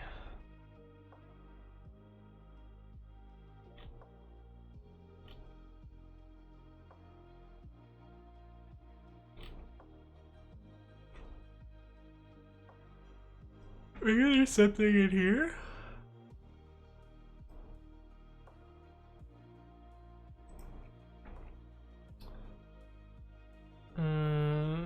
Integration? What does integration do?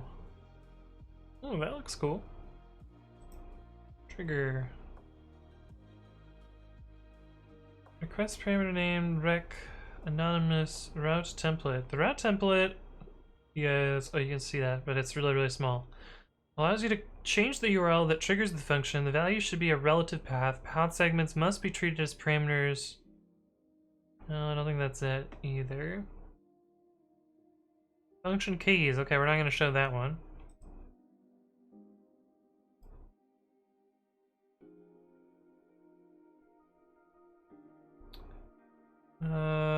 I don't know. I don't know the answer there. It's simp to whim.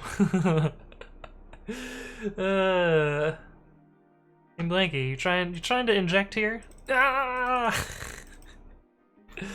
Okay, I'm gonna close the giveaway now. Who's gonna win the third one? Give away end? Is that the command that it was? Give away end? Oh, you guys ready? Who's gonna win? Stevo Bandito! Stevo Bandito! Oh, Z300, you just barely missed it. Stevo Bandito has won the third giveaway. Message me on Discord or on Twitch, and I will send you your code and the URL to redeem that. Okay, but I think I'm kind of exhausted. I didn't quite figure out how to change the URL to something that's not just my function name here. Let me see actually if there's an easy way to do that. No, I think it just picks it up from the function name, so I think there's not much I can change there. Oh wait, this looks like a thing here. That matched the thing I was seeing here, right? Integration, trigger, route template. You guys want to guess at what the JSON thing is for this? Let's see what if I just. Why can I not edit? Editing functions in the portal is not supported. Not supported for Linux. Let's see. Request parameter name is that. Do you think if I just do route slash, it'll work? Route slash. See if we redeploy this now. That will change that there. We'll find out. Blakey says this is sadly rigged. Absolutely rigged. MSR says, are you sponsored for several streams or it's just this one? So the way it works is they are going to decide whether there are more streams that are sponsored. So it's possible for me to be sponsored for more streams, but for now it is only this one. And seeing as we didn't get that much done today, we'll see what happens. Steven says, I swear the SCM subdomain. Yeah, I saw it documented in a couple places. I don't know why it didn't work though. So I don't know what's up with that. Wait, why are you installing Node.js? Please no. I don't need Node.js. This is only Python.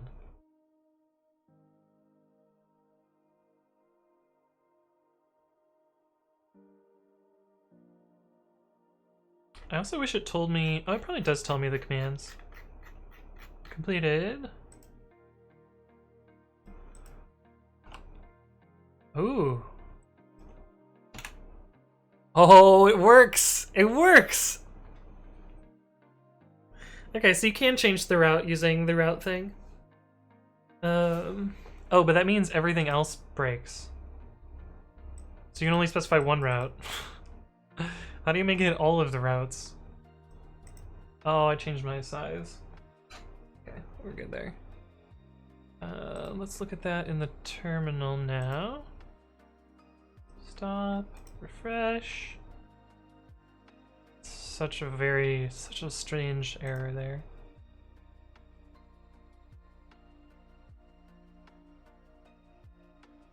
It didn't end up here. Although, my guess is that I need to do a harder refresh. Refresh, integration, trigger. Oh, okay, so it did show up there. Azure function, route template. I wonder if I could do like /star.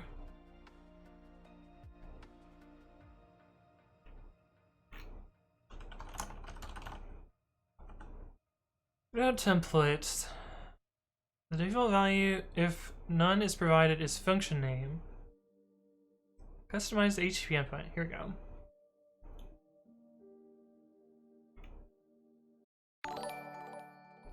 Hey, thank you for the follow, Bunny Hop. Appreciate that. Welcome to the stream. Look at this indentation in their JSON. That's some solid indent right there.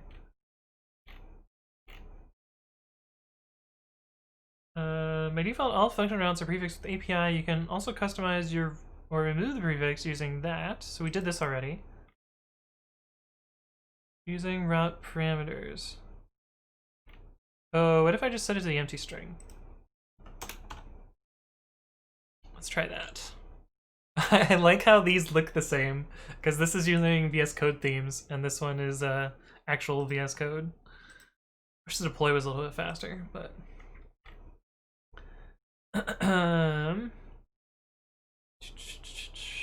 Run its node. Oh, it has the package.json file. No, I deleted that, I think. Oh, it's back again. Roller says, are you going to continue trying to get pre-commit to work in Azure? Yeah. So, here's the thing. I'm going to see whether they want to sponsor more streams for doing that. And if they want to do that, then I'll do it on stream. Otherwise, I'm probably going to defer that until after I get it running in AWS, get the alpha version out, get people through alpha testing, get the, more finalized version done. But yeah, like I'll prioritize it if they sponsor more streams, basically. But I will eventually do this anyway. Maybe because you have multiple function JSON files in your project folder. No, I should only have one. There's no function here. There's only one in this directory. Hey, what's up? I don't want gift sub. How's it going? Welcome back. Still wondering why the zip file takes so long. I think it was the zip file was faster this time. Nope, looks like it went back even though it was the empty string.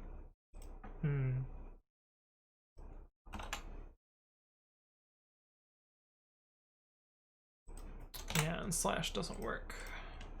Okay, so it's not that. Let's try putting a star in there. Actually, let's see. Star URL.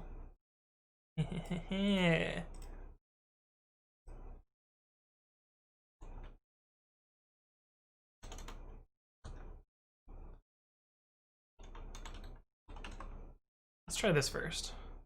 Because I think this sends a parameter to their particular function, right?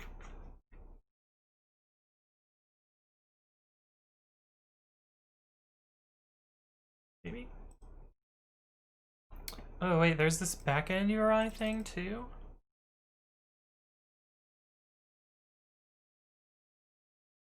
Oh, here we go.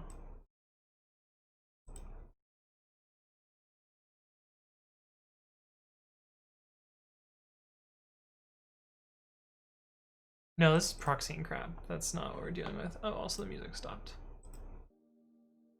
And Blinky says, have you used Ansible before? Yes, I have. Soul says, hold on, is Azure built off of Node? Is that why this entire stream has been kind of a disaster? No. Azure is a bunch of different technologies, and they support a bunch of different technologies. We're trying to get the Python stuff working. And it did work. I'm just trying to get the right parameter here. We're gonna try to just slash star. Hopefully it won't deploy Node now, because we deleted that package.json. Okay, the zip took 0 seconds this time.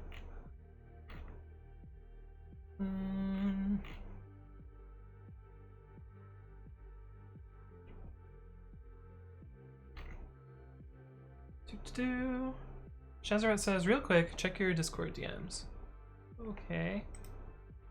From you, Shaz? I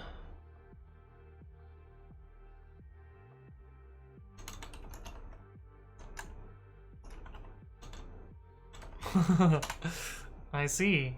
Well, I didn't look at any of that there, but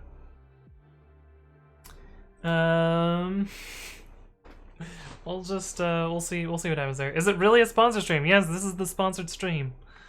Although I'm working on stuff that I wanted to work on anyway, so it's convenient that way. Deployment successful. Okay. Let's see what that did. Oh, it's not done yet.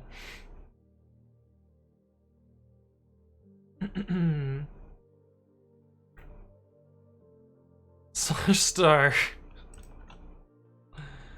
Well, that didn't work. Maybe if it's a parameter, that will work. Let's try that. I wish the deploy were faster so that I could see that as well. Are you the reason why Windows 10 is so expensive? I'm pretty sure I got Windows 10 for free. Oh, actually, no, I paid money because it was bundled. Although I paid for Windows 8 like years ago and just got upgrades from it.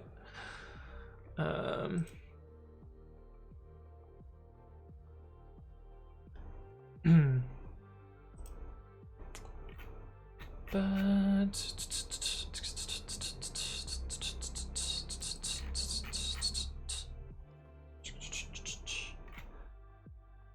it does install these over and over and over, which is kind of great.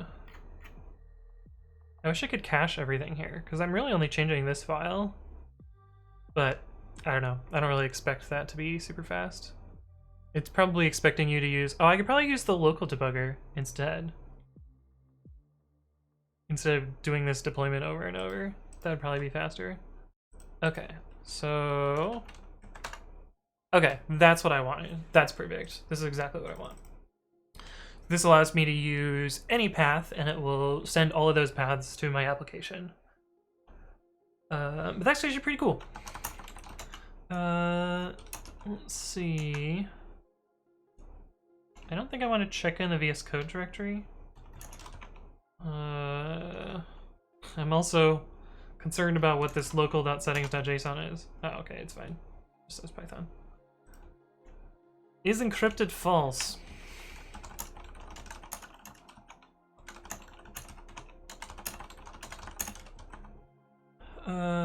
Git commit -m add function with configuration and cool. Oh, I wanted to actually set up the MyPy settings so that they work properly. So it's actually validating something.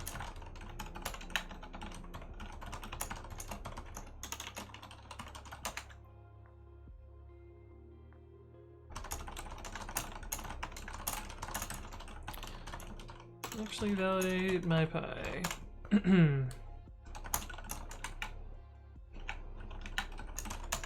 No! No! That's the old commit message. I press page up. Actually validate MyPy. Okay, cool. I'm gonna push that up to GitHub so you guys can check. Let's make a README. The sample Azure sample application. This is a small sample application using Flask and deployed in Azure Functions.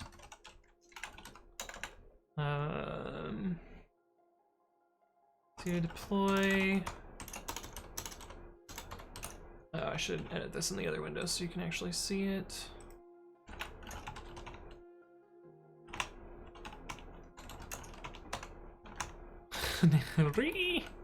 To deploy,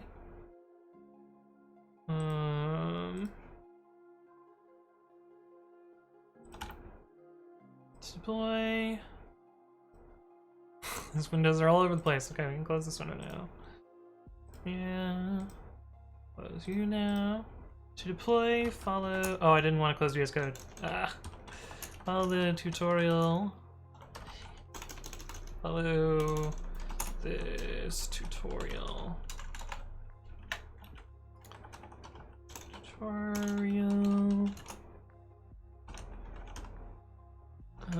To test, you can visit both / and my function endpoints to it is working. The magic sauce that enables this is 2 parts.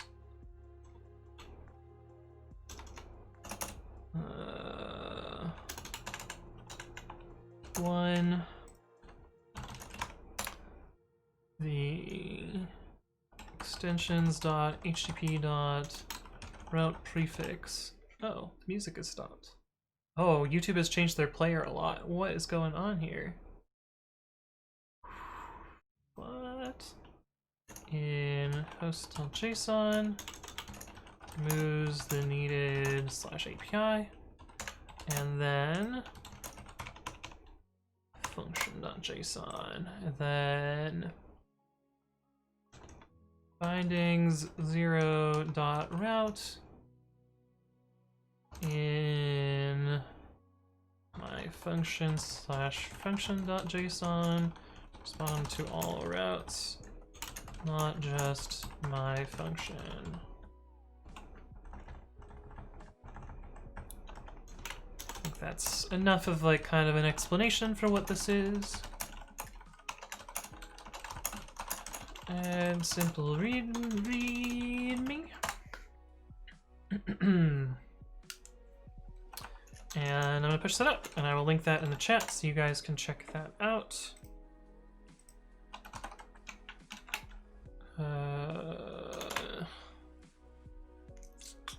Azure sample application. And hopefully at some point I'll get this deployed with Terraform instead of the... I should have backticked these, but whatever.